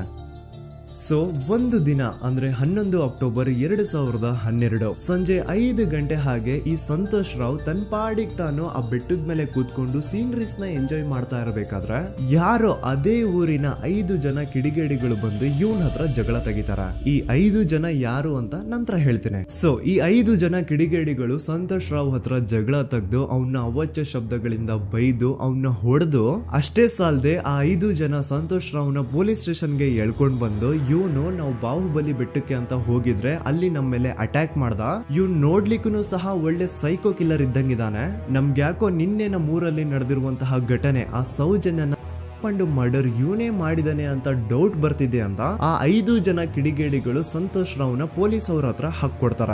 ಅಂಡ್ ಪೊಲೀಸ್ ಅವರು ಕೂಡ ಎಂತವ್ರು ನೋಡಿ, ಯಾರೋ 5 ಜನ ಕಿಡಿಗೇಡಿಗಳು ಬಂದು ಇವನೇ ಕೊಲೆ ಮಾಡಿದಾನೆ ಅಂತ ಹೇಳಿದ ತಕ್ಷಣ ಹಿಂದೆ ಮುಂದೆ ಕ್ರಾಸ್ ಚೆಕ್ ಮಾಡದೆ ಸಂತೋಷ್ ರಾವ್ನ ಅರೆಸ್ಟ್ ಮಾಡಿ ಸೌಜನ್ಯ ಕೇಸ್ ನ ಆರೋಪಿ ಸಿಕ್ಕಿದಾನೆ ಅಂತ ಎಲ್ಲಾ ಕಡೆ ಘೋಷಣೆ ಮಾಡ್ಬಿಡ್ತಾರ. ಜನರಿಗೆ ಈ ಕಡೆ ಒಂಥರ ನೆಮ್ಮದಿ, ಓ ಬಿಡಪ್ಪ ನಮ್ ಪೊಲೀಸ್ ಅವ್ರಿಗೆ ತಮ್ಮ ಡ್ಯೂಟಿ ಮೇಲೆ ಎಷ್ಟೊಂದು ನಿಷ್ಠೆ ಇದೆ, ಒಂದೇ ದಿನದಲ್ಲಿ ಆರೋಪಿನ ಹಿಡಿದ್ಬಿಟ್ರ ಅಂತ ಪೊಲೀಸ್ ಅವ್ರ ಮೇಲೆ ಫುಲ್ ಒಂಥರ ಹೊಗಳ್ತಾ ಇರ್ತಾರೆ. ಆದ್ರೆ ಪಾಪ ಜನರಿಗೆ ಎಲ್ಲಿ ಗೊತ್ತಿತ್ತು ಈ ಕೇಸ್ ನ ರಿಯಲ್ ಆರೋಪಿ ಬೇರೆ ಯಾರೋ ಇದಾರೆ, ಪೊಲೀಸ್ ಅವರೇ ಈ ಕೇಸ್ ನ ಮಿಸ್ಲೀಡ್ ಮಾಡೋದಕ್ಕೆ ಸುಮ್ನೆ ಸಂತೋಷ್ ನ ಅರೆಸ್ಟ್ ಮಾಡಿದ್ದಾರೆ ಅಂತ. ಸೊ ಸಂತೋಷ್ ರಾವ್ ಒಂದು ಹುಡುಗಿಯ ರೇಪ್ ಅಂಡ್ ಮರ್ಡರ್ ಕೇಸ್ ಅಲ್ಲಿ ಅರೆಸ್ಟ್ ಆಗಿದ್ದಾನೆ ಅನ್ನೋ ವಿಷಯ ಸಂತೋಷ್ ನ ತಾಯಿಗೆ ಗೊತ್ತಾದಾಗ ಅವ್ರ ಪಾಪ ನೋವಲ್ಲಿ ಕುರ್ಗಿ ಸಾಯ್ತಾರ. ಅಂಡ್ ಇನ್ನು ಅವ್ರ ತಂದೆ ಒಂದು ಕಡೆ ಪಾಪ ಹೆಂಡತಿನ ಕಳ್ಕೊಂಡಿರುವಂತಹ ನೋವು, ಇನ್ನೊಂದು ಕಡೆ ಮಗ ನೋಡಿದ್ರೆ ಯಾವ್ದೋ ಫಾಲ್ಸ್ ಕೇಸ್ ಅಲ್ಲಿ ಅರೆಸ್ಟ್ ಆಗಿದ್ದಾನೆ. ಈ ಕಡೆ ಕೇಸ್ ನ ಇನ್ವೆಸ್ಟಿಗೇಷನ್ ನಡೀತಾ ಇದೆ. ಅಂಡ್ ಇಲ್ಲಿ ನಾನು PSI ಯೋಗೇಶ್ ಅವ್ರ ಬಗ್ಗೆ ಅಂತೂ ಮೆನ್ಷನ್ ಮಾಡ್ಲೇಬೇಕು. ಈ ಪೊಲೀಸ್ ಆಫೀಸರು ಗೊತ್ತಿದ್ದು ಈ ತಪ್ಪನ ಮಾಡಿದ್ರು ಅಥವಾ ಗೊತ್ತಿಲ್ದೇನೆ ಈ ತಪ್ಪನ ಮಾಡಿದ್ರು ನನ್ಗಂತೂ ಗೊತ್ತಿಲ್ಲ. ಸೊ ಇವ್ರು ಏನ್ ಮಾಡ್ತಾರೆ ಅಂತಂದ್ರೆ, ಸೌಜನ್ಯನ ಬಾಡಿನ ಪೋಸ್ಟ್ ಮಾರ್ಟಮ್ ಗೆ ಕಳಿಸಿದಾಗ ಡಾಕ್ಟರ್ಸ್ ಹಂಗೋ ಹಿಂಗೋ ಮಾಡಿ ಇಂದ ಕೆಲವೊಂದು ಸ್ಪರ್ಮ್ ನ ಸ್ಯಾಂಪಲ್ಸ್ ಕಲೆಕ್ಟ್ ಮಾಡ್ತಾರೆ. ಅದನ್ನ ಅವರು PSI ಯೋಗೇಶ್ಗೆ ಕೊಟ್ಟು ಇದನ್ನ ವಿತಿನ್ 72 ಅವರ್ಸ್ ಒಳಗಡೆ ಇನ್ನೊಂದು ಲ್ಯಾಬ್ ಗೆ ಸಬ್ಮಿಟ್ ಮಾಡಿ ಅಂತ ತುಂಬಾ ಕ್ಲಿಯರ್ ಆಗಿ ಹೇಳ್ತಾರೆ. ಆದ್ರೆ PSI ಯೋಗೇಶ್ ಆ ಸ್ಪರ್ಮ್ ಸ್ಯಾಂಪಲ್ಸ್ ನ ವಿತಿನ್ 72 ಅವರ್ಸ್ ಒಳಗಡೆ ಲ್ಯಾಬ್ ಕಳ್ಸೋದಿರ್ಲಿ, ಅದನ್ನ 12 ದಿನ ಆದ್ಮೇಲೆ ಲ್ಯಾಬ್ ಕಳಿಸ್ತಾರೆ. ಅಷ್ಟೊತ್ತಿಗೆ ಆಲ್ರೆಡಿ ಆ ಸ್ಪರ್ಮ್ ಸ್ಯಾಂಪಲ್ಸ್ ಗೆಲ್ಲ ಫಂಗಸ್ ಹಿಡಿದು ಅದು ಅನ್ಫಿಟ್ ಫಾರ್ ಟೆಸ್ಟಿಂಗ್ ಅಂತ ಬರುತ್ತೆ. ಈಗ ನೀವೇ ಹೇಳಿ, ಎಂತ ಡಂಬೆಸ್ಟ್ ಪರ್ಸನ್ ಪೊಲೀಸ್ ಆಫೀಸರ್ ಆಗಿದ್ರು ಅವನ ಹತ್ರ ಒಂದು ಮರ್ಡರ್ ಕೇಸ್ ಬಂದಾಗ ಅವನ ಹತ್ರ ಇರೋ ಮೇನ್ ಸಾಕ್ಷಿನೇ, ಮೇನ್ ಎವಿಡೆನ್ಸ್ ಆ ಹುಡುಗಿಯ ಕಲೆಕ್ಟ್ ಆಗುವಂತಹ ಸ್ಪರ್ಮ್ ಸ್ಯಾಂಪಲ್ಸ್. ಸೊ ಅದನ್ನ ಮೊದಲು ಲ್ಯಾಬ್ ಕಳಿಸಿ ಅದನ್ನ ಐಡೆಂಟಿಫೈ ಮಾಡೋದು ಪೊಲೀಸ್ ಅವರ ಫಸ್ಟ್ ಡ್ಯೂಟಿ. ಆದ್ರೆ ಇಲ್ಲಿ PSI ಯೋಗೇಶ್ ಅವರು ಇದನ್ನೇ ಮರ್ತು ಹೋದ್ರು ಅಂತ ನೋಡಿ. ಯಾವುದೇ ಒಂದು ಕೇಸ್ ಅಲ್ಲಿ ಪೊಲೀಸ್ ಅವರು ಆದಷ್ಟು ಎವಿಡೆನ್ಸ್ ನ ಕಲೆಕ್ಟ್ ಮಾಡೋದಕ್ಕೆ ಟ್ರೈ ಮಾಡ್ತಾರೆ. ಆದ್ರೆ ಈ ಒಂದು ಕೇಸ್ ಅಲ್ಲಿ ಮಾತ್ರ ಪೊಲೀಸ್ ಅವರು ಎವಿಡೆನ್ಸ್ ನ ಕಲೆಕ್ಟ್ ಮಾಡೋ ಬದಲಾಗಿ ಎವಿಡೆನ್ಸ್ ನ ಡಿಸ್ಟ್ರಾಯ್ ಮಾಡೋದ್ರಲ್ಲಿ ಮುಂದೆ ಇದ್ರು. ಅಷ್ಟೇ ಅಲ್ಲದೆ ಈ ಪೊಲೀಸ್ ಆಫೀಸರ್ ಸೇರ್ಕೊಂಡು ಸಂತೋಷ್ ರಾವ್ಗೆ ಸೆಲ್ ಅಲ್ಲಿ ಎಂತ ಟಾರ್ಚರ್, ಎಂತ ಹಿಂಸೆ ಕೊಡ್ತಾರೆ ಅಂದ್ರೆ ನೆನ್ಸ್ಕೊಂಡ್ರೆ ಮೈ ಜುಮ್ ಅನ್ನುತ್ತಾ. ಹೊಡಿಯೋದು, ಕೆಟ್ಟದಾಗ ಬೈಯೋದು, ಇದೆಲ್ಲ common. Most brutal parties Santosh ರಾವ್ನ ಪ್ಯಾಂಟ್ ಬಿಚ್ಚಿ ಅವನ ಪ್ರೈವೇಟ್ ಪಾರ್ಟ್ ಮೇಲೆ ಬಿಸಿ ಬಿಸಿ ಕುದೀತಾ ಇರುವಂತಹ ನೀರ್ ಚಲ್ತಾರ. ಈ ಕ್ರೈಮ್ ನೀನೇ ಮಾಡಿದ್ಯಾ ಅಂತ ಒಪ್ಕೋ, ಇಲ್ಲ ಅಂತಂದ್ರೆ ನಿನ್ನ ಸೆಲ್ ಒಳಗಡೆನೆ ಸಾಯಿಸ್ಬಿಡ್ತೀವಿ, ನಿನ್ನ ತಂದೆ ತಾಯಿ ಎಲ್ರು ಸಾಯಿಸ್ಬಿಡ್ತೀವಿ ಅಂತ ಬ್ಲಾಕ್ ಮೇಲ್ ಮಾಡ್ತಾರ. ನೋಡಿ, ಸಂತೋಷ್ ರಾವ್ ಜಾಗದಲ್ಲಿ ನನ್ನಂತ ನಿಮ್ಮಂತ ನಾರ್ಮಲ್ ಪರ್ಸನ್ ಯಾರಾದ್ರೂ ಇದ್ದಿದ್ರೆ ಪೊಲೀಸ್ ಅವರು ಕೊಡ್ತಿರುವಂತಹ ಹಿಂಸೆನ ತಡ್ಕೊಳಕ್ಕಾಗದೆ ಆ ಕ್ರೈಮ್ ಮಾಡಿಲ್ಲ ಅಂದ್ರೂ ಮಾಡಿದೀನಿ ಅಂತ ಒಪ್ಕೊಬಿಡ್ತಾ ಇದ್ವಿ. ಆದ್ರೆ ಸಂತೋಷ್ ರಾವ್ ಮೆಂಟಲಿ ಇಲ್ಲಿರೋದೇ ಅವನ್ಗೆ ಅಡ್ವಾಂಟೇಜ್ ಆಗೋಯ್ತು. ಪೊಲೀಸ್ಗಳು ಸಂತೋಷ್ ರಾವ್ಗೆ ಎಷ್ಟೇ ಹೊಡೆದ್ರು, ಎಷ್ಟೇ ಬೈದ್ರು, ಎಷ್ಟೇ ಬ್ಲಾಕ್ ಮೇಲ್ ಮಾಡಿದ್ರು ಸಂತೋಷ್ ರಾವ್ ಬಾಯಲ್ಲಿ ನಾನ್ ಈ ಕ್ರೈಮ್ ನ ಮಾಡಿಲ್ಲ ಅಂತಾನೆ ಬರುತ್ತೆ ಹೊರತು ಆ ಕ್ರೈಮ್ ನ ಅವನು ಒಪ್ಕೊಳ್ಳೋದೇ ಇಲ್ಲ. ದೆನ್ ಕೋರ್ಟ್ ಟ್ರಯಲ್ಸ್ ಸ್ಟಾರ್ಟ್ ಆಗುತ್ತೆ. ಈ ಕ್ರೈಮ್ ನ ಸಂತೋಷೇ ಮಾಡಿದಾನೆ ಅಂತ ಸೌಜನ್ಯ ಕಡೆಯ ಲಾಯರ್ ವಾದ ಮಾಡ್ತಾನೆ.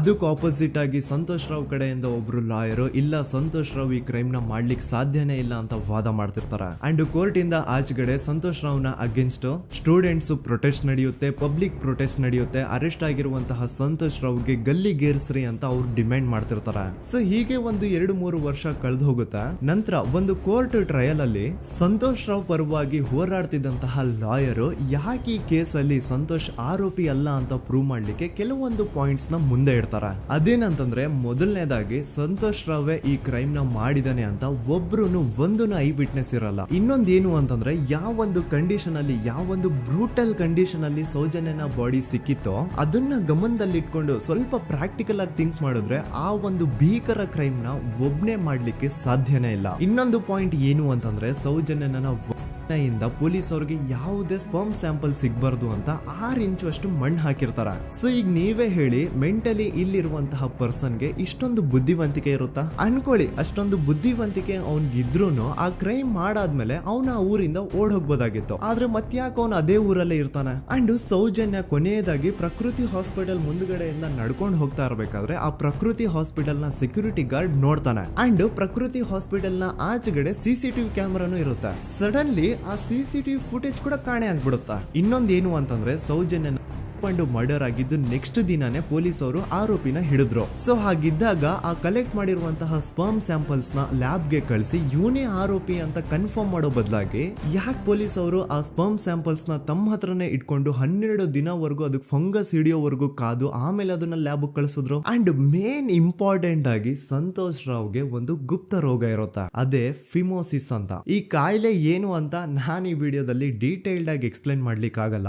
ಜಸ್ಟ್ ತಿಳ್ಕೊಳ್ಳಿ, ಈ ಒಂದು ಕಾಯಿಲೆ ಇರೋರು ಇಂಟಿಮಸಿ ಮಾಡ್ಲಿಕ್ಕೆ ಆಗಲ್ಲ. ಇನ್ ಕೇಸ್ ಮಾಡಿದ್ರು ಅವರು ಸುಖ ಅಲ್ಲ ನರಕ ಕಾಣ್ತಾರ. ಸೊ ಇಷ್ಟೆಲ್ಲ ವ್ಯಾಲಿಡ್ ಪಾಯಿಂಟ್ಸ್, ಇಷ್ಟೆಲ್ಲ ಫ್ಯಾಕ್ಟ್ಸ್ ಕಣ್ ಮುಂದೆ ಇರ್ಬೇಕಾದ್ರೆ ಸ್ಟಿಲ್ ಪೊಲೀಸ್ ಅವರು ಯಾಕೆ ಈ ಕ್ರೈಮ್ ನ ಸಂತೋಷ್ ರಾವೇ ಮಾಡಿದಾನೆ ಅಂತ ಇವನ್ ಹಿಂದೆ ಬಿದ್ದಿದ್ದಾರೆ?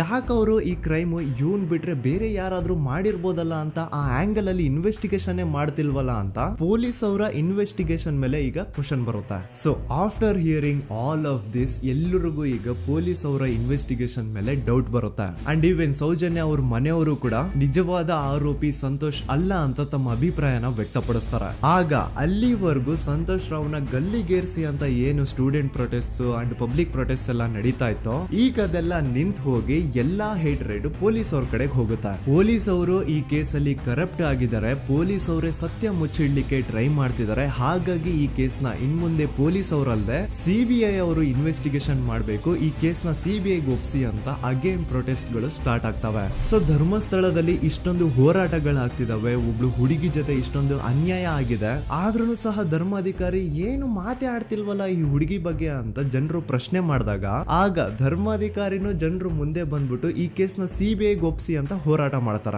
ನಂತರ ಈ ಒಂದು ಕೇಸು ಪೊಲೀಸ್ ಅವರಿಂದ ಸಿಬಿಐ ಕೈಗೆ ಹೋಗುತ್ತೆ. ಸಿಬಿಐ ಕೈಗೆ ಹೋಗಿದ ತಕ್ಷಣ ಇಲ್ಲೇನು ಸತ್ಯ ಹೊರಗೆ ಬಂದಿಲ್ಲ. ಆ ಸಿಬಿಐ ಅವರು 3-4 ವರ್ಷ ಟೈಮ್ ತಗೊಂಡು ಮತ್ತೆ ಈ ಒಂದು ಕೇಸ್ ನ ರೀ ಇನ್ವೆಸ್ಟಿಗೇಷನ್ ಮಾಡ್ತಾರೆ.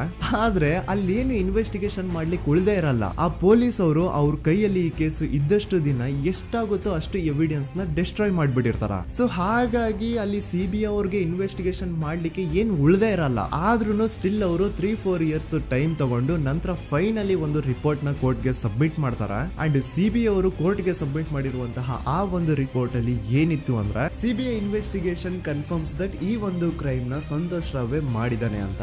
ಆದ್ರೆ ಐರೋನಿ ಈಸ್ ಇದೇ ಒಂದು ರಿಪೋರ್ಟ್ ಅಲ್ಲಿ ಇವ್ರು ಏನ್ ಹೇಳ್ತಾರೆ ಅಂದ್ರೆ ಅವ್ರಿಗೆ ಯಾವುದೇ ತರ ಎವಿಡೆನ್ಸ್ ಸಿಕ್ಕಿಲ್ಲ ಅಂತ. ಯಾಕಂದ್ರೆ ಈ ಸೌಜನ್ಯ ಕೇಸು ಪೊಲೀಸ್ ಅವ್ರ ಕೈಯಲ್ಲಿ ಇದ್ದಾಗ ಪೊಲೀಸ್ ಅವರು ತಮ್ಮ ನಿರ್ಲಕ್ಷ್ಯದಿಂದ ಎಲ್ಲಾ ಎವಿಡೆನ್ಸ್ ನ ಕಳ್ಕೊಂಡ್ಬಿಟ್ಟಿರ್ತಾರೆ. ಅಂತದ್ರಲ್ಲಿ ಯಾವ ಒಂದು ಆಧಾರದ ಮೇಲೆ ಇವರು ಸಂತೋಷ್ ರಾವೇ ಈ ಕ್ರೈಮ್ ನ ಮಾಡಿದ್ದಾರೆ ಅಂತ ಕ್ವಶನ್ ಮಾಡಿದಾಗ ಸಿಬಿಐ ಅವ್ರ ಕಡೆಯಿಂದ ನೋ ಆನ್ಸರ್. ನೋಡಿ, ಮೊದ್ಲು ಈ ಒಂದು ಕೇಸ್ ನ ಪೊಲೀಸ್ ಅವರು ಇನ್ವೆಸ್ಟಿಗೇಷನ್ ಮಾಡಿ ನಂತರ ಈ ಒಂದು ಕೇಸು ಸಿಬಿಐ ಅವ್ರ ಕೈಗೆ ಹೋಗಿ ಅವರು 3-4 ವರ್ಷ ಟೈಮ್ ತಗೊಂಡು ಇನ್ವೆಸ್ಟಿಗೇಷನ್ ಮಾಡಿ ದೆನ್ ಫೈನಲ್ ರಿಪೋರ್ಟ್ ನ ಕೋರ್ಟ್ ಗೆ ಸಬ್ಮಿಟ್ ಮಾಡೋಷ್ಟ್ರಲ್ಲಿ ಸುಮಾರು 5-6 ವರ್ಷ ಕಳೆದು ಹೋಗಿರುತ್ತೆ. ಅಂಡ್ ಸ್ಟಿಲ್ ಈ ಒಂದು ಕೇಸಲ್ಲಿ ಏನೂ ಕನ್ಕ್ಲೂಷನ್ ಸಿಕ್ಕಿರಲ್ಲ.